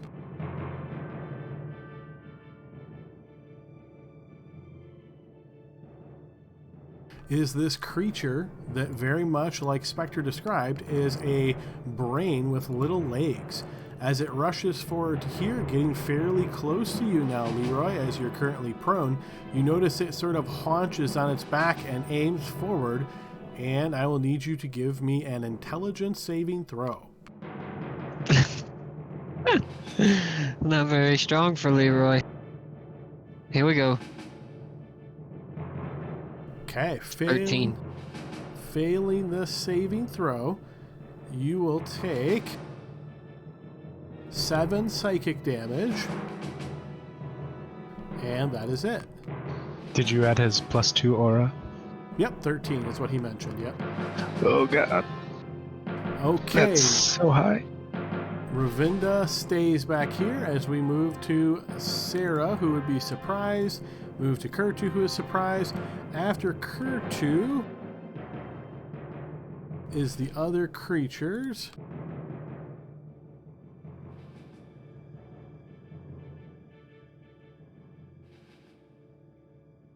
All right, so far the only one still surprised is Leroy and Gale.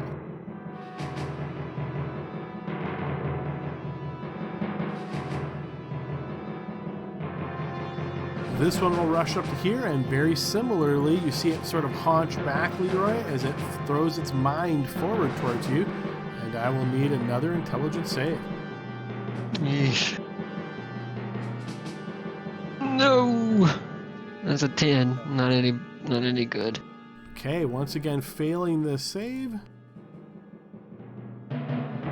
Alright, you will take 4 psychic damage, but in addition to that, based on this secondary effect rolling high enough, you find yourself to be stunned.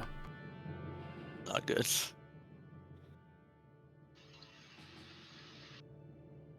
Alright, and then it's this one.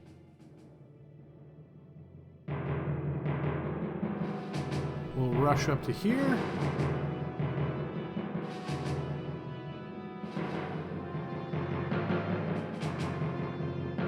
And this one rushes up to here. Okay, Leroy, you are stunned. Let me just double check and see if there's any way you can get over this. I'm surprised also, so I don't know if that plays anything. Yes, right. So you're surprised still, you're stunned, and then just double checking, there's no like this goes off in a certain number of rounds, so you just realize you're stunned. Gale, surprise. Okay, top of the round, Spectre. Bright light. Don't want to be here. I posted in chat a while ago that I stowed my blades and drew my bow because I was expecting this to happen. Okay.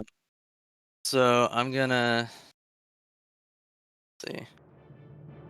I want to shoot through that many people. So I'm going to back up 5, 10, 15, 20. Oh, I guess I can't do that, huh?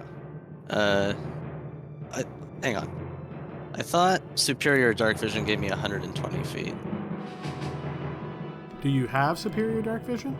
As a Gloomstalker, I believe I should. Yeah, it's a class feature. Thought it was 90 though, right? Not 120? Let me... I think you add 30 to your existing Dark Vision if you already have it. Hang on. Roll, D&D Beyond is probably the fastest way to do this.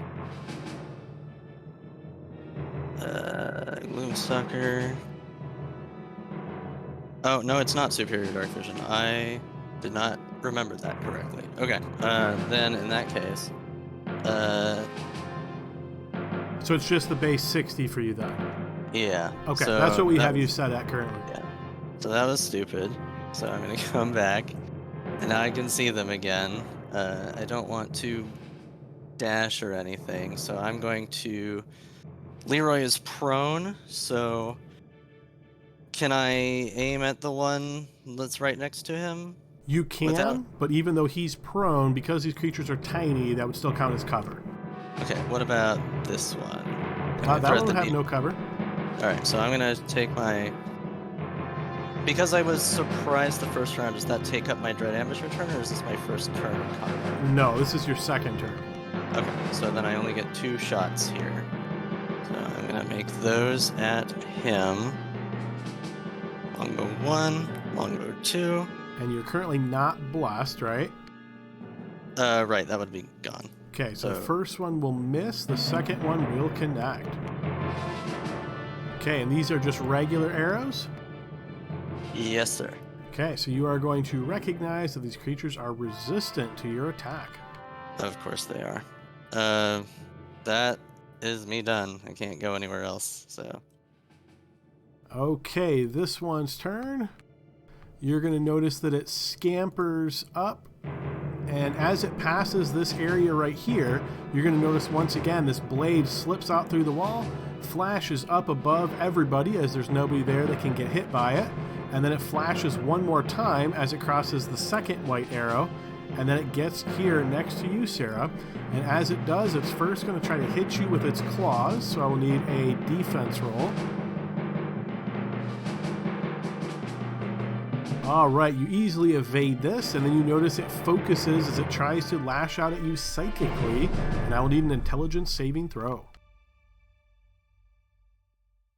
All right, and you feel this assault on your mind, but you shake it off. I'm sorry, I also still had Bless clicked. But so it's a 16 then, right? Yeah, just a 16. You're still good.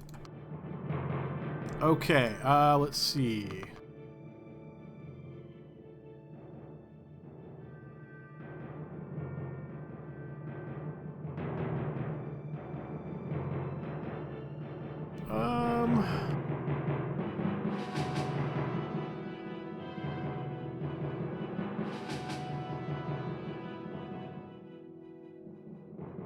Yeah, I don't think there's much she can do right now.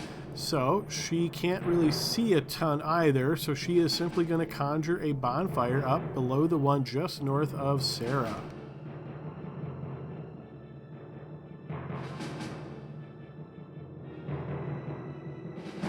But unfortunately, the little creature is fast enough for that not to affect it.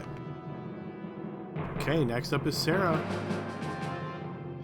Alright, I will reach my hands up again and try to rip open a little space fabric thing. However, this time I'm aiming it farther back, and a much darker portal appears, and there's just this like blackness that spreads out of it.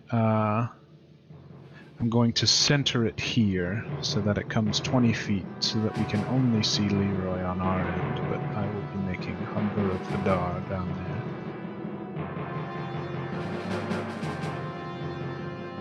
Okay, unfortunately this is not one that we have on Smart AoE, so we'll have to do this manually. Okay, just reading this real quick.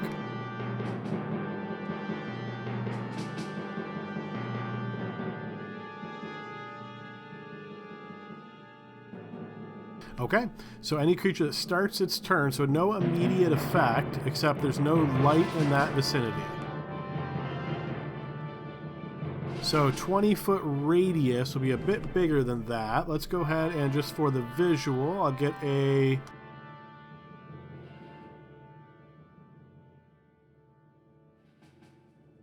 Okay, so that's a 20-foot radius. I'm assuming you want it basically like that? Yes, I would like it there.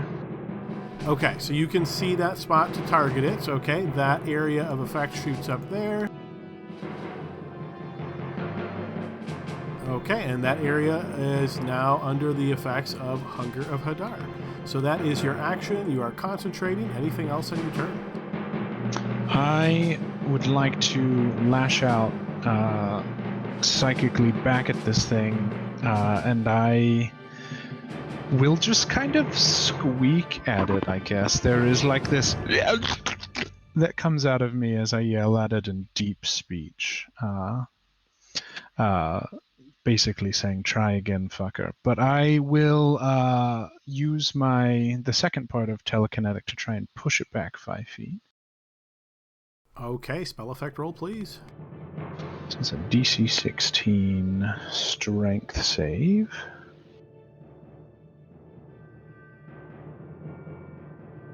You do indeed manage to push this back telekinetically away from the flames. And away from me.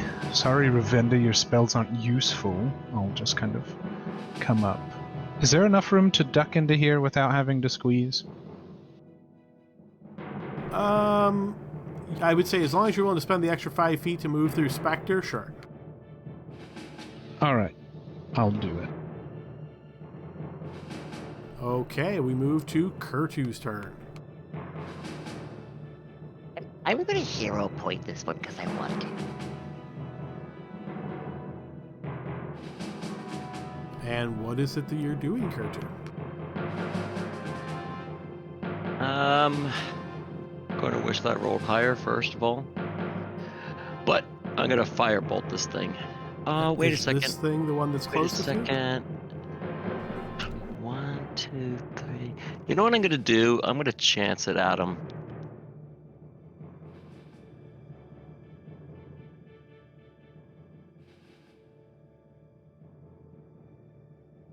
I can't go into the bonfire. I'll take damage if I do that, though, right?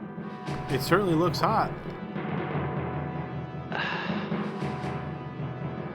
Ravinda could drop it if she was competent. You know what? Shoot, I'm going to go ahead and chance it.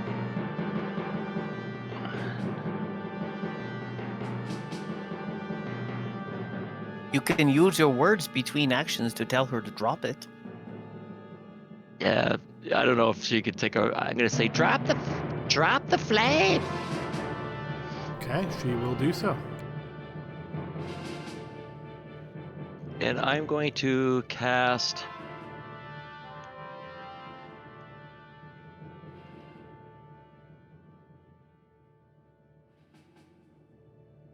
I'm going to cast that instead, Adam. Ooh, unfortunately you can't. So you've already spent a hero point. So this is going to have to be on a spell that has an attack roll. So usually how this works is you declare the spell you're casting, then you roll your hero points. Since you kind of went on a turn, you've sort of locked yourself in here.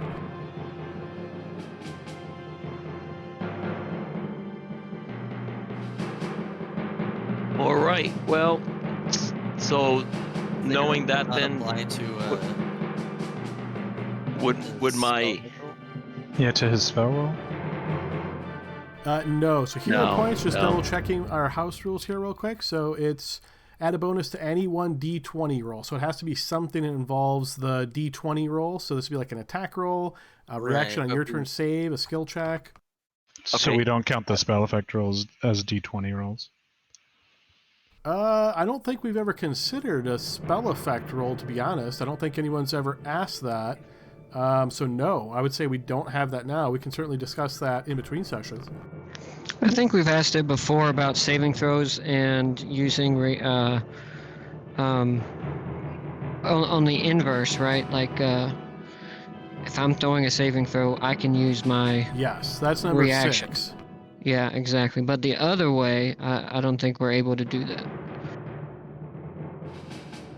Yeah, I don't think we would have been able to anyway. But Adam, knowing that wouldn't have worked, would I have made those movements? I mean, you just tell me what to do, and I'm just going to push dice.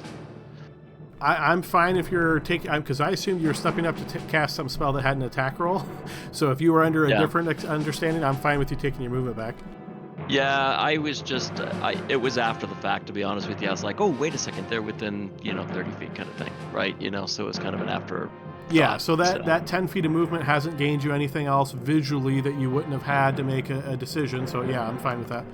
Okay, I'm just going to go ahead and firebolt it for now then. Okay, and this is the one that's closest to you? Closest to me, yeah, sorry. All right, that will indeed strike the creature. Go ahead and post damage. Okay, yeah, this Jesus fire, as it Christ. strikes into the creature, you notice it actually consumes the creature entirely and sizzled to a crisp. All right, I got one. You guys get the rest of them. I'm gonna move back down here, and then actually, yeah, I'll just go ahead and end my turn there. Thanks. All right, so this one starts its turns in the effect of Hunger of Hadar. So when it starts, I'm just rereading this again real quick. Okay, so it's going to suffer some cold damage. You've got it posted for me there. Excellent.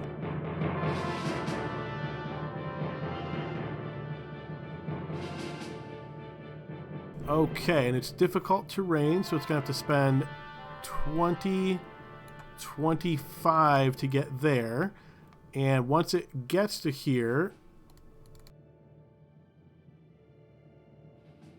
Leroy, bad news for you, because as it turns to focus on you, it is going to try to use its special ability here, as you are currently stunned and incapacitated. You must make an intelligence check. Gonna make one of them, brother.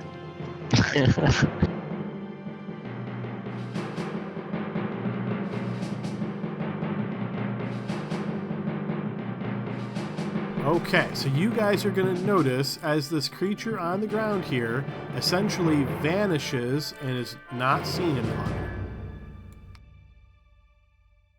That's not good, right? It's not good. No. No. Dylan knows what these creatures are. Leroy doesn't. Jordan knows what these creatures are. Yep. All right, this one is going to rush up to here, and Kurtu, you're going to notice as it tries to actually, you throw that cold damage again, because he started there as well. So he'll start with that cold, but then he's out of the difficult terrain right away. Okay, so he takes that. He's going to rush up, and yes, Kurtu, I'll need a defensive roll from the claws.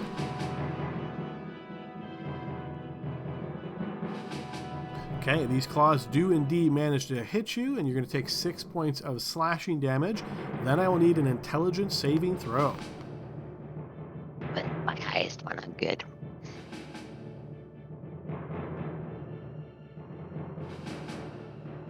Okay, failing this, you're going to suffer this psychic assault as you suffer 2 points of psychic damage, but find yourself to be stunned. Yeah, I told my friends they needed to take care of these other ones. All right, cold damage again for this one.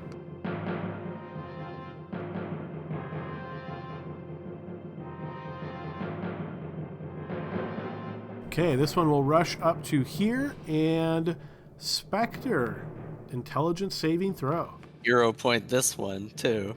Okay. Oh, guys, this is so bad. Saving throw. Intelligence? Yes.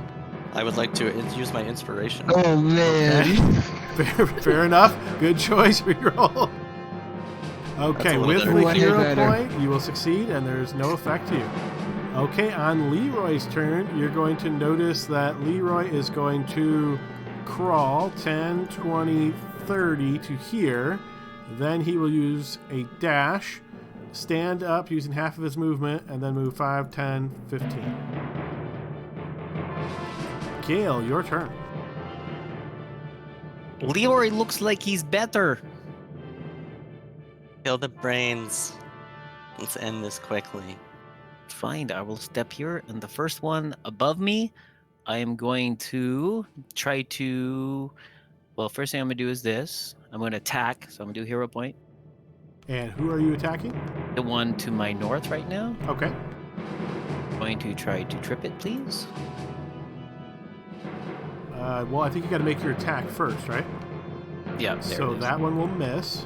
What, with the hero point? Oh, I'm sorry. So the hero point was to hit it. Okay, so 19. Yes, that will hit. Oh, and he's flanking. Not quite. But I go ahead and post Well, we damage. think he is. What do you mean? So that plus the 7. Okay, so that will be enough to slay the creature. All right. Second attack, the brain, the other brain. You hero point this one as well. Okay. Yep, and I am not going to try to trip it. That will hit. And slay this one as well. Okay, now I'm going to do the heroic thing, which is probably a dumb thing, but I'm going to step up and see what Leroy... Leroy, what are you trying to do? Suddenly, cat has your tongue? You notice his neck kind of like turns for a moment as though he's like stretching out as he looks at you, gripping onto his dragon slayer sword. I don't think he's the same person we thought he was earlier. Okay, oh my god, okay,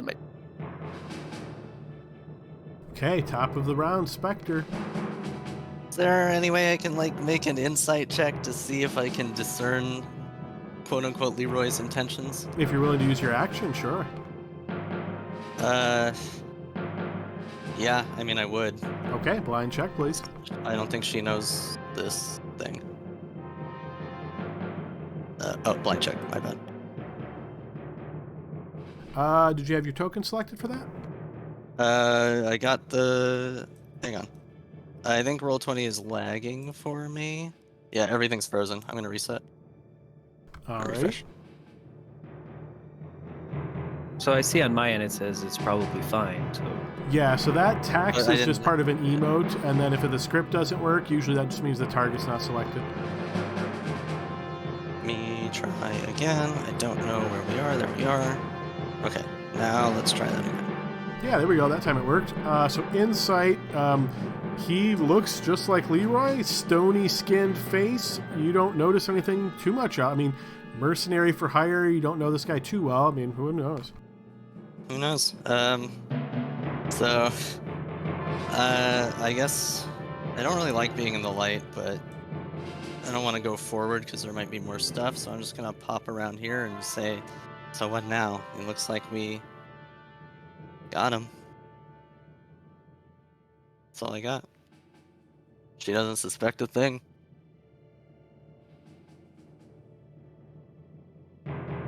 Nor does Ravinda.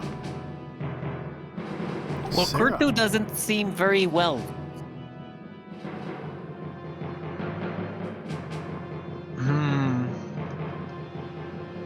I mean, I definitely have. I've known this guy for like 10 minutes. So I'll be like, all right, let's hope there aren't more of these brain things. I mean, I don't know that I would take a specific action other than just to kind of hold the spell in case there were more that were planning to come. Yeah, I mean, mechanically, So, without yeah. anybody saying anything, I mean, that certainly makes sense. What spell would you Yeah. like to ready? No, sorry, holding the spell I'm already concentrating on. Oh, in okay, case maintaining more things are concentration. coming. Yeah, so I'll continue to kind of look down the corridor, otherwise dodging. Okay, and yeah, so we would move to Kurtu's turn. Kurtu, you're incapacitated and stunned, and Oh, I unfortunately, forgot about that. yeah, there's no get out of jail free on this one, so you are just stunned. That's what I was saying. Kurtu doesn't look very well. Oh, I thought just you were assume Leroy. you guys all always look dumb. So you're going to notice that Leroy steps up to Kurtu and is going to attack Kurtu. So Kurtu is stunned and incapacitated. So, but that's not paralyzed, so not auto anything. But It's advantage. We learned this with Joseph. yes, it's advantage, but not auto crit. So here comes an attack. So because this is really the enemy, I'm going to say Kurtu, go ahead and throw me a defense roll. Yeah, just remember I'm short. That gives me a +2. Okay, so That's that's an 11. That's going to hit you. So as that cuts into you, you're going to feel the blade slash in, and then... Oh, no, you're not in any way considered dragon, are you? He's a I'm a kobold. I'm sure he would consider I may himself a worship dragon. dragons, but thank you. In this session, he's not a dragon. He's a dragorn. So I'm a 12 dragon. slashing, but on top of that, you're going to feel a bite of radiant damage as a smite takes effect here. Do we have the smite already? I thought we already had the smite built in for you, no? I think it's built in. I had to reset. Okay, my bad. I was looking at her smite instead of divine smite. So, let's see. What is Leroy going to want to spend here? Yeah, why not? Second level slot, huh? Yeah, I got plenty. I didn't really use mine. Okay, so as that blade cuts in, it's going to be a total of 24 damage to you, Kurtu, 12 slashing and 12 radiant. He will then follow that up with a second attack where he slices... he's trying to get rid of the leader. Mm-hmm. Yeah, of course. Got to go for the big guy. I'm sorry, you roll a defense roll. Jumping the gun here. Okay, so you're at disadvantage, so that is going to hit you. And then that one... that's +2 for being short, Adam. Oh, no, definitely not. So that's going to be 10 more slashing and another smite. How does that hit him? He has a +8? Yeah, Yes. so what Leroy's swinging at is higher than 19. Ooh. The Dragon Slayer one sword is a +1, so with a 4 strength, a 3 proficiency, and a +1, he's got a +8 on that. So that's 20 more points of damage. Right, but okay, whatever. Yeah, I also Higher don't than a get it, +8, but he said. yeah. Because Kurtu's at disadvantage, so he's a 19. But you should be swinging at an 18, right? No. So when you convert the attack rolls to attack rolls instead of rolls like you guys do, the math doesn't hold up exactly the same. So I've got a script on my side that I click and it automatically calculates for me and tells me what their attack score is. So Leroy's attack score on strength is 19, but with a +1 sword, that would make it a 20. So he's hitting against the 19 defense. Remember, it's like an 11 plus whatever your attack modifier is. Oh, okay. And more importantly, I'm still standing, bro. You are. So after he does that, I think he also can bonus action cast, what was that? Blade Ward, right? So that's what he'll do. So he's going to burn one of his Blade Ward bonus actions. There's Shield of Faith too, Adam. I think he's good for that one for now. Okay, so we move to Gale. Gale, you're probably somewhat surprised, as a character at least, to notice that Leroy has attacked your fearless leader, Kurtu. Yes, that is very confusing, even for my empty mind. But I have a question for you, Adam. So, if I have 2 attacks, can I grapple and then, if I succeed, then attempt to restrain after I drop my sword? I don't think you can restrain without a special feat, but if you drop your sword, use one of your attacks to grapple, then you can try to use another attack to shove to the ground, and that essentially would have him on the ground grappled, so he'd be prone, speed 0, but you can't apply restrain, I think, without the wrestler feat, if I remember. Yeah, there's something. I played the pugilist once, and that was fun. I mean, the guy that loved to eat dirt. Or I kill Leroy. Like, seriously, guys. Like, Knock him out. Look, Dylan at this point is just a spectator. I have no control over Leroy. Said, knock him out. He's clearly not on our side anymore. Just do something. Knock him out. Do anything. all right, go Nova on him because he's got good AC. I know that. All right, and I'm not getting a flank advantage because Kurtu's down, right? You're right. Kurtu is stunned. He does not look like he can participate in any way. Let me step here to help protect in case Leroy advances. And from there, I'm going to hero point, attempt a trip here.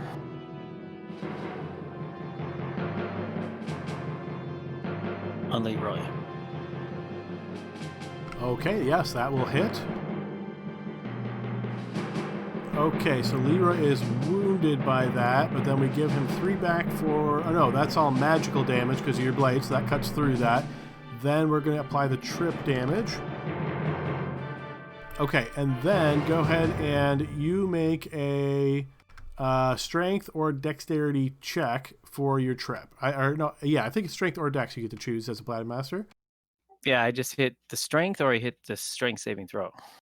Is strength save because you get your proficiency plus. Yeah. Okay. Yeah, you succeed in tripping Leroy. Okay, Now, I'm going to attempt to hit him again with an advantage here. And I'm going to spin a superiority die and try to knock him unconscious with my attack. Meaning you want to No, try I mean- to wound him but not kill him. Yes, with a hero point again. Okay. Okay, so non-lethal. So just as an FYI, before you push on the damage, keep in mind this blade, you can non-lethal the slashing part, but you can't non-lethal the necrotic, right? Because that's just like an effect. You can't choose to make it not kill somebody. But we're standing in bright light, so does the necrotic even work? It does, yes. Okay. So if you Well, we hit can him, stabilize them after. that's certainly an option. So if you hit him, you can, like I said, you basically hit him with the flat of the blade, but you know the necrotic damage is going to have an effect. Okay, I think... We'll pick him back up later. Just Okay, here it goes. Oh, good. Okay, so he'll be wounded again. Oh, down to 1 HP. All right. Smite him! Okay. Bonus action. Whacking stick, and then action surge, please. Why the bonus action? So I can take the Turn it off. necrotic off. Okay, got it. So that's the same command word to turn it off. I'm with you. Okay. Yeah, and then this will be non-lethal with that all no necrotic. Okay. Okay, yes, you slash in, that will hit, and he is knocked unconscious. Okay.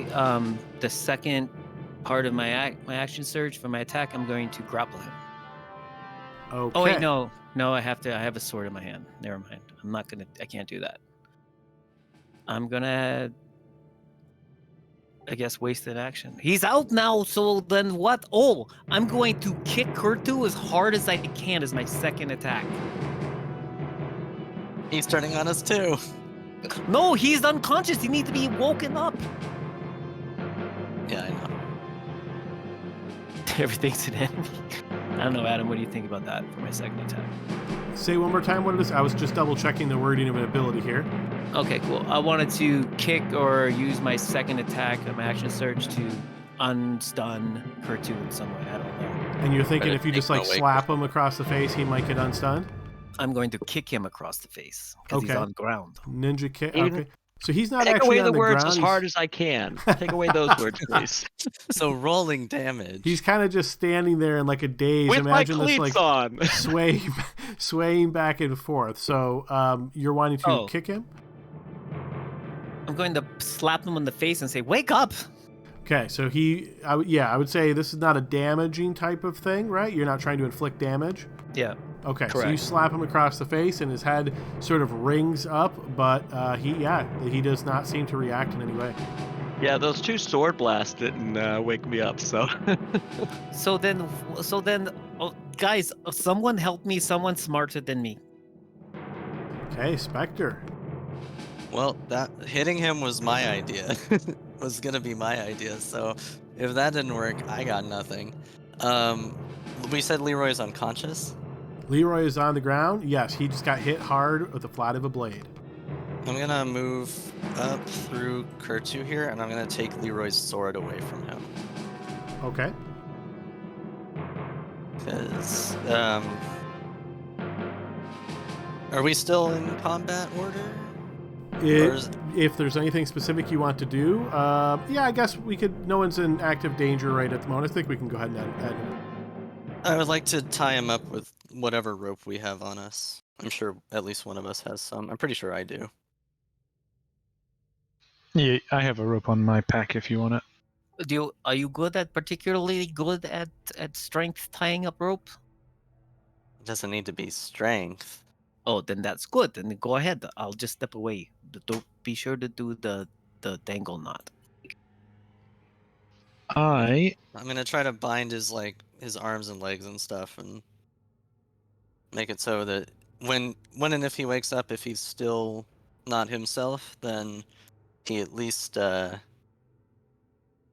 probably can't do much to us back. You want like a blind check, sleight of hand, whatever this is? For tying the ropes? Yeah. You can hold off for now. Since you won't be able to see the result, I'll wait to call for it when it becomes important. Okay. And then I just want to search Leroy for any other weapons he might have on him. Oh, I have a feeling he has quite a few. So javelin, battle axe. You already took his other sword. Doing a quick double check. Just javelin, battle axe, and dragon slayer long. Thank you. I'm Yeah, just gonna, that's what he's I'm got. just gonna disarm him of everything and like put it back in like this hole or something. But I'm gonna hold on. To Holy this. symbol. Yeah, that too. I know how paladins work. I'm a bit of an anti-paladin myself, so. While Spectre is disarming Leroy, I will try to reach out to Kurtu telepathically and see if I can get anything from his mind. Hey, little not dragon. You still in there, sweetheart? Oh, good question. Let's see if he is able to mentally do anything. It says he can speak only falteringly, so I would think he can think at least falteringly.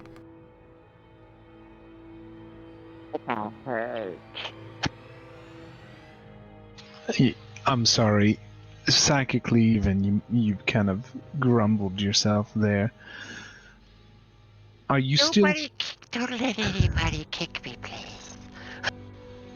I think he's still in there. I think whatever that brain did to him, it's leaving an awful scar, even How do we wake him mentally. up? Even worse than usual. How do we wake him up? Ravinia, do you know? Allow me I to mean- examine him, and I will see if I can determine what is wrong. Step away. You notice she leans forward now towards Kurtu, taking his head in her hands as she gently places this icy staff against the wall as it continues to illuminate light. You see she looks at him, narrowing her eyes very carefully and looking him over. This dumb hoe. Jesus. She shakes her head. I'm afraid I do not see what it is that is ailing him.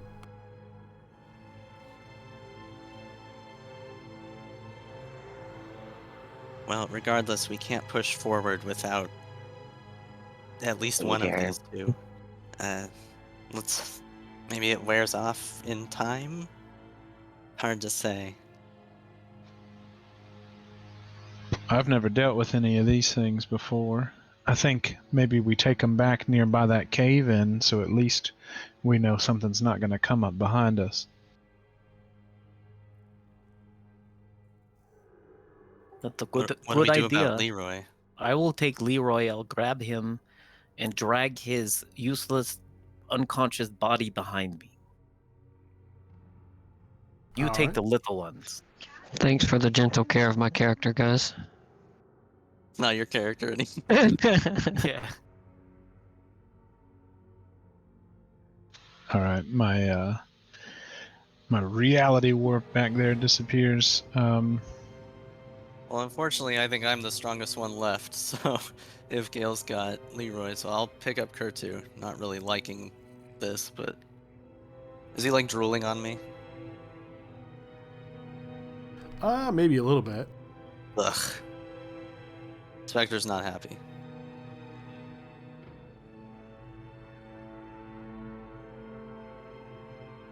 So, carrying Kurtu... How much does Kurtu weigh? I can't imagine too 55. much. I bet I can carry him. So, If you're dragging him, for sure. All right, so your guys' goal is to drag both of these guys backwards and sort of guide them. Yeah, I think to the cave. or yeah, around this funky thing. I don't want to fuck with it, so... Well, they're moving very fast. So, guys, it takes a little minute for me to drag Heavy Paladin down the hallway. We wait for him. Oh, but- that's so nice. I'm fast tracking this a little bit. So, all right, yeah, you guys spend the time. Probably takes you maybe 5 minutes, walking back this way, dragging heavy with loads, all that fun stuff. And you get back to here.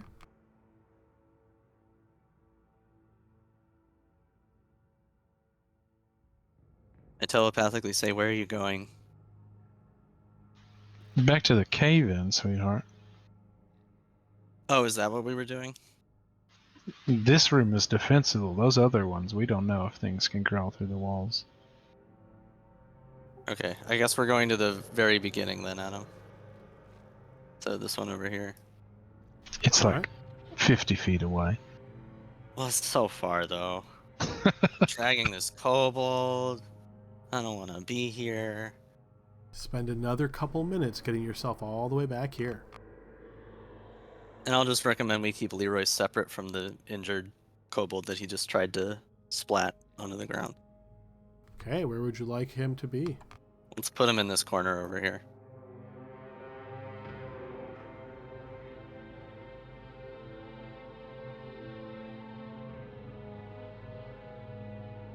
Yeah, basically, Brian.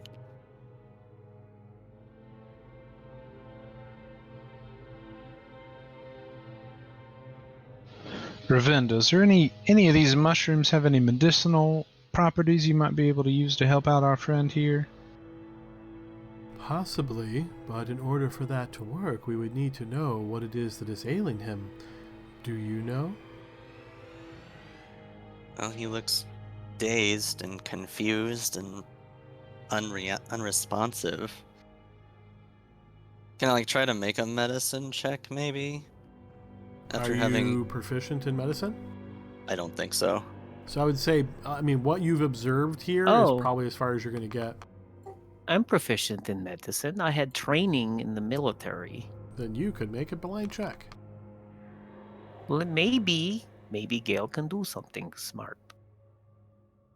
Inspiration if I need to, or I'm not sure how that works. As you examine him, you realize pretty quickly that it seems as though he is completely devoid of intelligence, like even more than normal, which is a scary thought.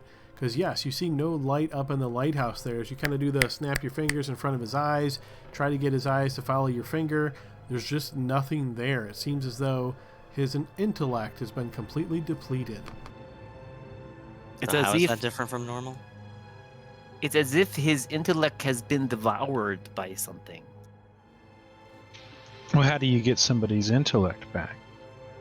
I don't know. I've never had it. That I can help with, but it will require a significant expenditure of magical energy. Do you know if this is permanent or not?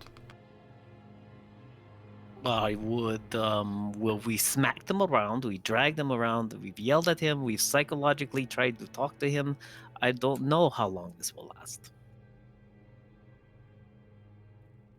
Ravinda, the truth is we don't know, but if there's something you can do that can bring our friend back, it's the biggest chance that we have to survive this place. We'll pay you double when we get out of here, she says, knowing that we're never going to see her again after this. You notice she sort of cocks an eye and looks towards you and looks down for a moment as though she's ruminating on this. You see she pulls from a pouch at her side. There's this little leaf that's like all kind of bundled up and tied with vine. And you see she breaks it open. And Sarah, you're close enough to see that there's some kind of this dust or powder there. And you see with her other hand she begins to incant. And you see the powder suddenly lifts up and seems to be getting caught into this magical aura as she reaches out, touching upon Kurtu, surging magical energy through him. And with that, Kurtu, your intelligence is restored, which makes you no longer stunned. Back to being a 20? Only as good as it was before. Right, it's So a very 9. much not a 20. My strength and my intelligence are pretty much equal. So Oh boy, I tell you what, I feel dizzy. Where's that traitor? We've got him tied up in the corner there. Good, You to all, death he goes. what is Leroy prone to turning on you in the middle of a fight like that? No, that never happened before. It must have been something the creatures did to him. I mean, they were brain monsters. Maybe they have some kind of mind control. Well, it seems they devoured Power. Kurtu's intellect. Maybe they just corrupted Leroy's. Yeah, but how do we get him back? is the Can I do question. a medicine check on Leroy? Sure, yeah, blind check.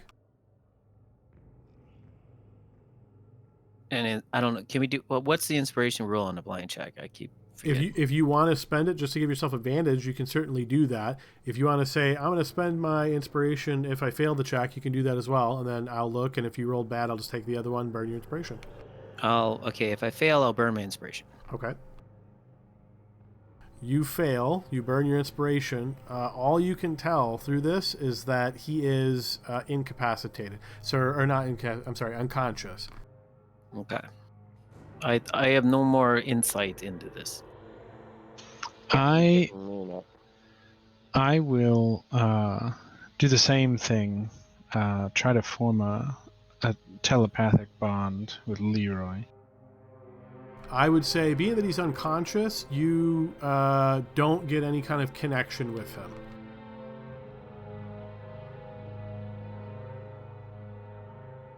All right. Please leave your message after the beep.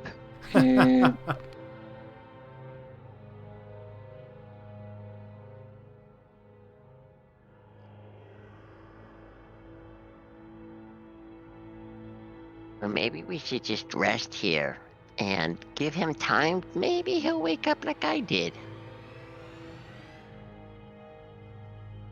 It's Yeah. possible. You need to patch your wounds anyway.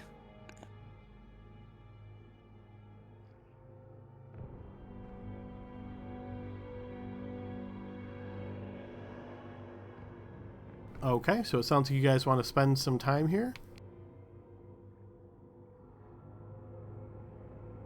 I think Kertu needs a short rest unless we have. Yeah, I some other definitely way need to a heal short him. rest. Plus, I could attune to the wand at the same time.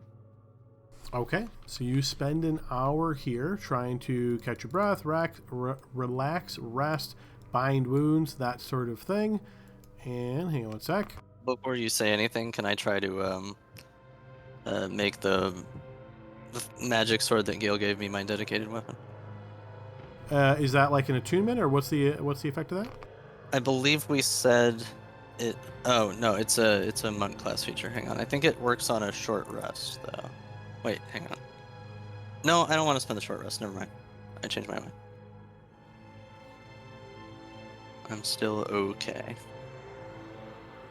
Just read it real quick to make sure I understand my own character abilities. Okay, so I am assuming that Kertu, you're going to spend a short rest here, right? Yes. Okay, so you will benefit from your short rest. You can set your HP to max. Make sure you burn one of your short rests on your display. All right, excellent. Yeah, I just did. Yep.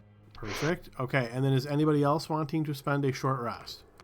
No, I need to spend more resources before I do that. Okay. No. All right, fair enough. So this hour passes by. You've short rested, Kertu. It seems as though Leroy is still out. And Adam, just as a reminder, I did attune to that wand. Okay, perfect. Yep, just make sure you got a little A next to it in the name so we remember you are attuned to that item.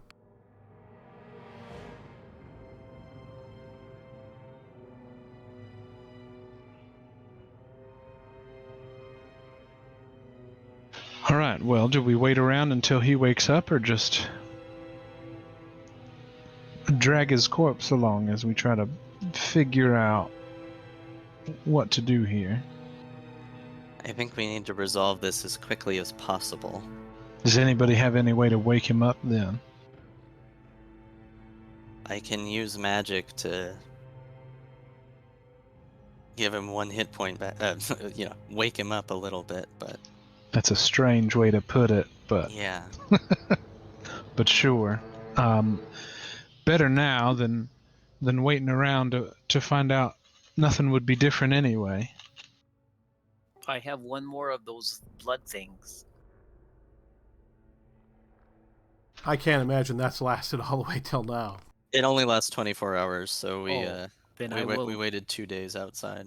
Oh, it might not work, but it still could be flavorful. You've got a red pocket stain. That's, I think, what you got. Where You I don't gotta- know. I must have left it at the house. I don't have any anymore. Sorry. They vanish after a day. So yeah, I will. The metagamer in me really doesn't want to do this, but Spectre will cast a good berry again. Creating 10 good berries. I will hand out 3 to Gale and Kurtu. Keep 4 on myself. And before I feed him, can I inspect my ropes to see if I think I did a good job? You think of you do? tying him? Yeah, you tied him. I mean, how could you be bad? You know, a lot of ways, actually. So, but we left his weapons behind, and I've got his other ones, so yeah, I'll shove a good berry in his mouth. Okay, as you break that berry and put the juice into Leroy's mouth, and that restores 1 HP to him. You notice his eyes sort of blink open for a moment, and he tries to move his hand, but it kind of goes against the ropes, and you hear, "Oh, my head."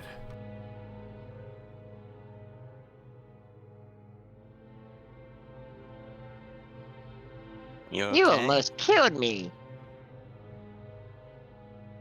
He blinks his Well- eyes kind of rapidly as he looks. That creature did something strange to me. I'm sorry. I don't know if you're you, because you would never say you're sorry.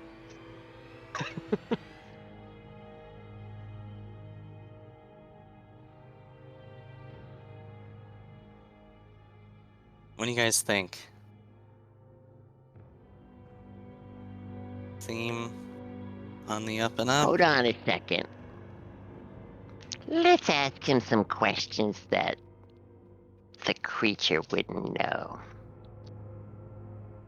If it has access to his brain, it probably knows everything he knows. It probably does not, because he's a simple guy.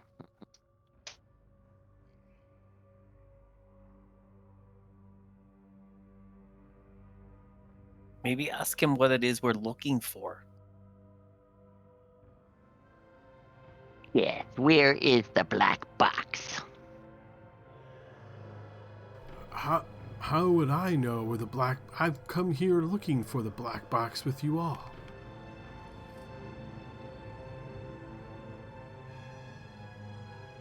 I was trying to trick him.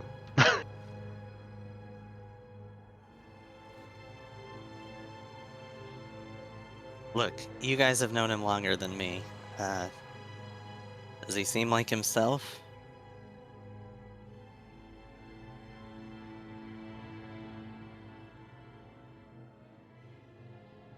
What was the name of the little gnome that was with us in the other dungeon? You see him kind of turn his head and say, What dungeon? The one we were just in? The Sealed Heart? Yes, the sealed heart one. Yes, that one. What was the name of the little gnome who did? What was his name? I don't know, Quibbly or something? He wasn't real. Remember, why do we care about him? But I just want to know if you remember him. Yes, he was with that lady.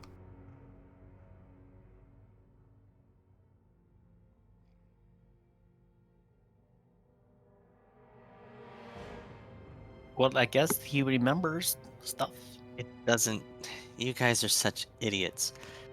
If it's got hold of his brain, it can access his thoughts. It knows everything he knows. This line of You know what? We questioning- have to try something, though. Well, look, we are now found out to be idiots, but if it didn't work, then we would be found out to be brilliant. So now it's easy to call us idiots, right? It's always easy to call you idiots. Look, I mean, this is up to you guys, but I don't think I trust this. There's too many unknowns. We don't know what these things do. We don't know what exactly it did to him. Maybe we could pour holy water on him. Yeah, why don't you give that a try? So you suggest we just leave him here? Well, what else do we do? Just bring him along and hope he doesn't stab us in the back again? I mean- Kurtu, it's your call. But Kurtu, you were the one that he attacked. Why did you attack him, Leroy? That creature did something to my mind. It made me attack him. And you're feeling better now? No, my head hurts really bad, and I'm really wounded. I feel like I got hit like a fucking magic sword with necrotic energy on it. Well, you did. And are you sorry that you hurt Kurt too? And you see he kind of turns and looks towards you and says, I wasn't in control of myself. How could I be sorry for something I didn't do? Well, that seems like a terrible thing for somebody in your situation to say. Hey, telepath. He's awake now. Can you look into his mind? See what's going on in there? I can speak with him, sure. And I'll form the connection and say, you can tell me the truth if something is up here. So post the ability for me.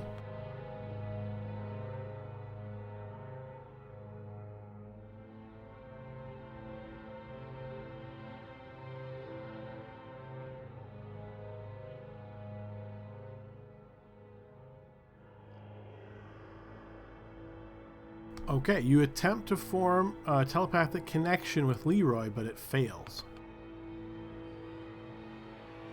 Hey, Adam, did we, if I'm remembering correctly, the little brain thing disappeared when this happened, right? It did. I don't know who all could see it, but yes, at least one of you could. I think I was close when it. What? I think... Oh, sorry. I was close. Yeah, we were all relatively close. So I'll just say, so try to, what happened before he just turned on us?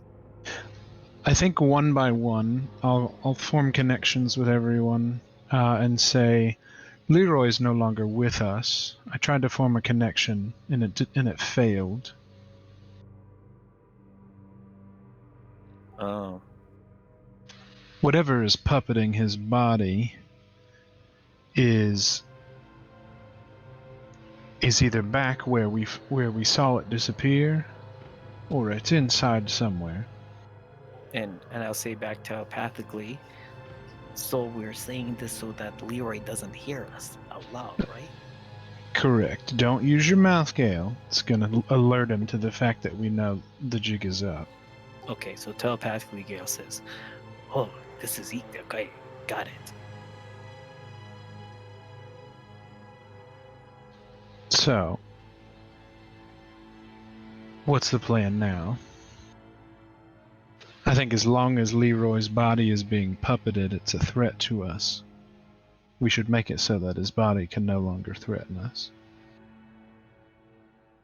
Well, I can tell you telepathically, I know how I can do that. I could cut off his throat. That's just decapitation, man. No, the throat. That's all I need. Where did that voice come from? That you can't hear that voice. I will relay. Gale is offering to slit Leroy's throat. He can't hear that voice in more than one way. So I'll, in the mind conversation we're having right here, I'll say, Let's just leave him here for a little bit and see if the creature gets out of him then.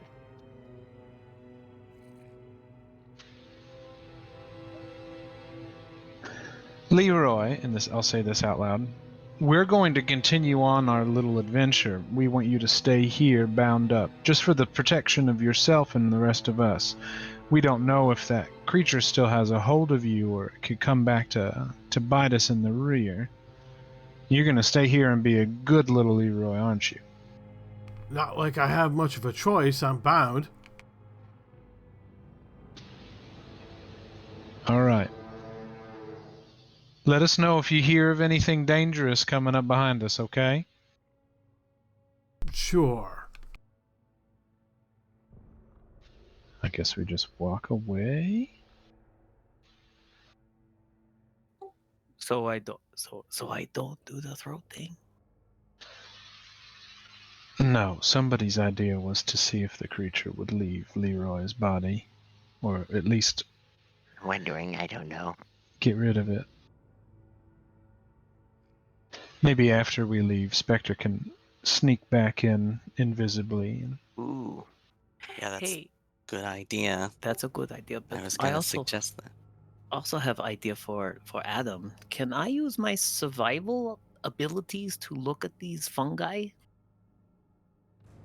If you're trying to identify what they are, that's more like knowledge, the nature skill. Survival would be finding stuff or tracks or that kind of thing. I see tracks. 5 people walked through here. 6 even. Well, you don't count because you're like invisible. I don't know. I will. Guys, wait. Yeah, wait assuming here. Spectre is going back, I'll form my connection with her. And that way, if she gets into trouble, we can run back around the corner and help. Yeah, just wait around the corner. I'll double back once the light is gone, and I'll watch him to see what he does. Ravinda, can you cut your light? I could, but then I would be unable to see. We'll keep you protected, sweetheart. Or just go further down a little bit. That option sounds much better. That's why I'm the leader.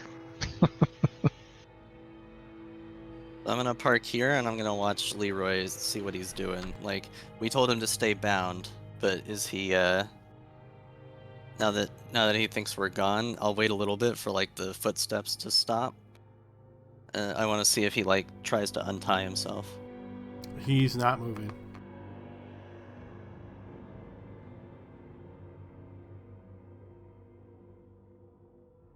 I don't know how long we want to do this, but I'll relay to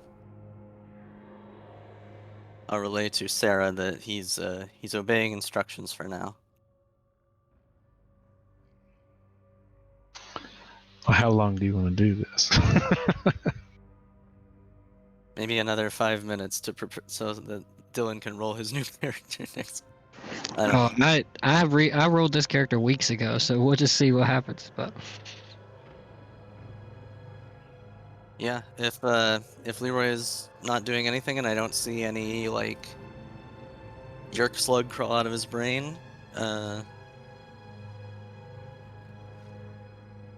I'll say he seems compliant. It's been like 5 or so minutes. Sure, yep. Should we proceed? I'm not about to suggest necessarily killing one of your own if you think there's a way to bring him back, but Leroy is no longer there, and this thing that's controlling him is still a threat to us. I don't think we should leave it to be able to corrupt his body any longer, but that's just me. No, but maybe I did some fire damage. It took some cold damage. Is there anything else that maybe we could force it to leave his body? Well, I think if psychic emanation, maybe. I can blast it with some of my powers.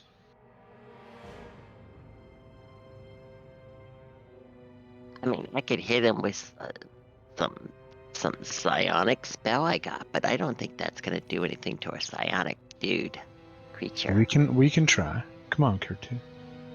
It's a brain. Psychic is probably the best bet, I would think. Okay, Sarah, as you start making your way around the corner, you are surprised as movement suddenly occurs nearby. So Sarah, your turn ends as you are surprised, and you notice suddenly coming around the corner is this small creature, as though it knew exactly where you were and was particularly lying in wait here for you. As it turns the corner, it tries to lash out with claws at you, and I will need a defensive roll.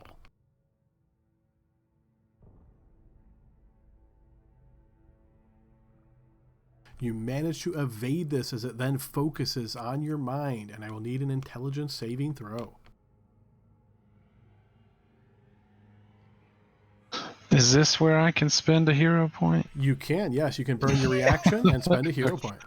Okay, I would like to do that. Okay, good deal. Okay, we'll add And if 2 you to have your saving inspiration. throw.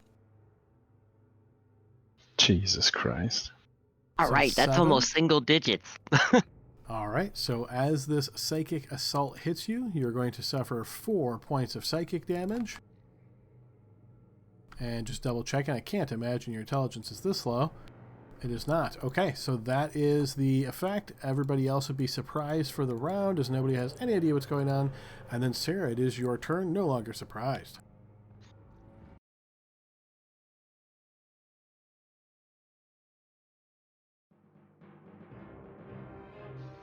Oh, sorry, did you hear that?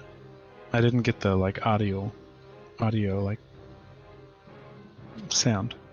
No, I'm not sure. I'm not sure what you missed. Oh, I said I will blast it with psychic, like I said I was going to. Sure, yeah, it's your turn. Feel free to do whatever you'd like to it. Yeah. So I just kind of open my mouth super wide, and there are a couple teeny, I guess 100 little teeny tiny tendrils that just grow out from my mouth and just kind of wriggle in this thing's face. And as it does, there's a little psychic emanation that'll go toward it with a dissonant whispers. Okay, and spell effect roll, please. Yes, this will indeed affect the creature as it is wounded by the psychic damage and then must immediately use its reaction to attempt to flee. Just double checking the wording of this real quick.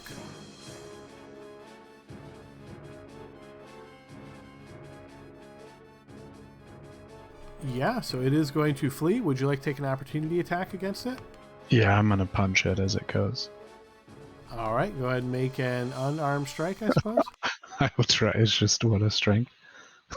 You will miss, unfortunately, as it will get to there. Actually, I couldn't have any. I forgot that hero point is my reaction. Oh, yes, I did too already, sadly. Or actually, no, because it used it on you, and then you got your turn back, so your reaction would have come back. Oh, okay. So yeah, but you missed it either way. As it... yeah, I think that I will run back and say it was waiting for us. And run back here.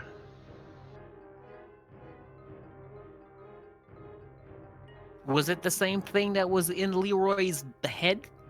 Yes. The creature rushes forward, no longer affected by this, and can only get within range of Spectre. Spectre, I will So can we need... now? So now I know it can see me even though I'm in darkness. Yes, I would say you are confident that it can see you now. Well, so I'm gonna burn a hero point on my intelligence save. Sure thing, absolutely. You can do that reaction. So go ahead and burn that hero point. We'll add that to your intelligence saving throw. Here we go again. Pretty Nice. good. Nice. Thank goodness. Oh my god. Jesus Unfortunately, Christ. that is not going to be enough. That's going to be 11 psychic damage, and I've got a bad feeling about this Spectre. Spectre, you find yourself stunned. That's okay. The rest of the team can help me out here. No, just kill it. Kurtu.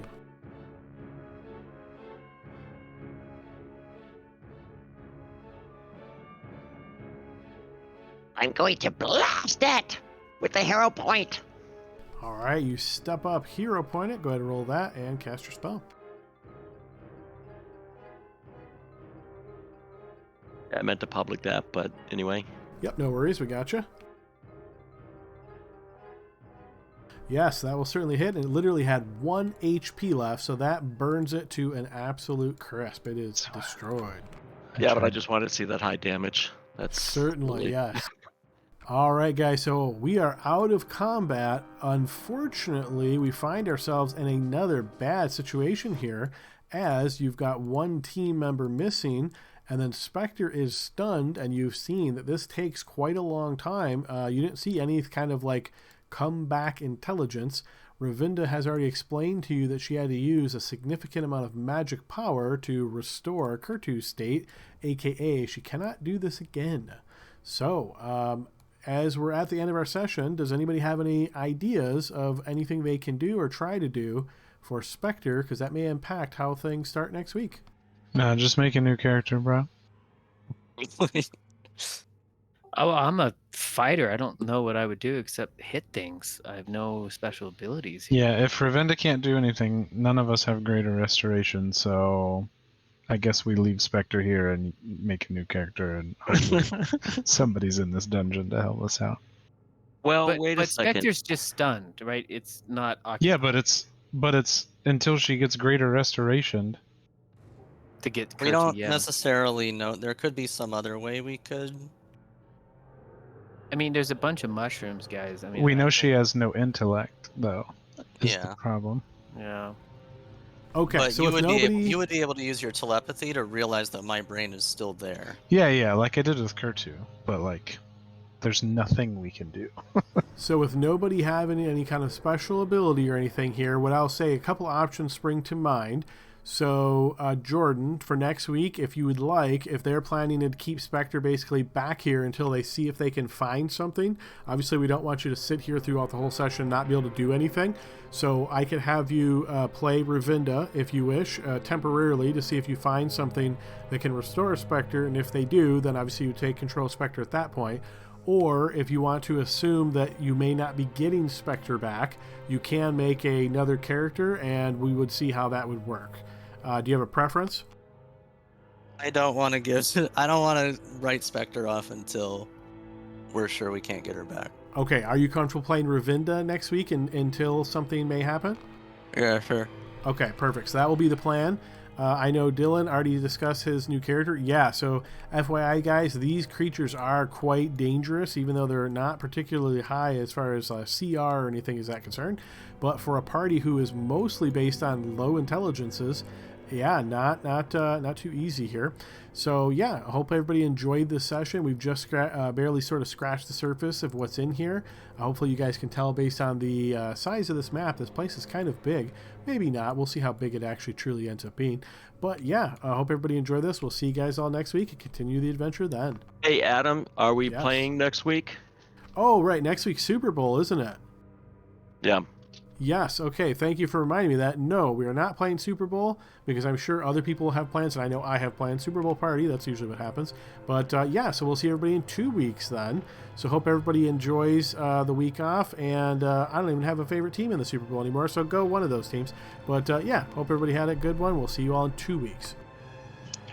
Take it easy, everybody. Later, See guys. ya. All right.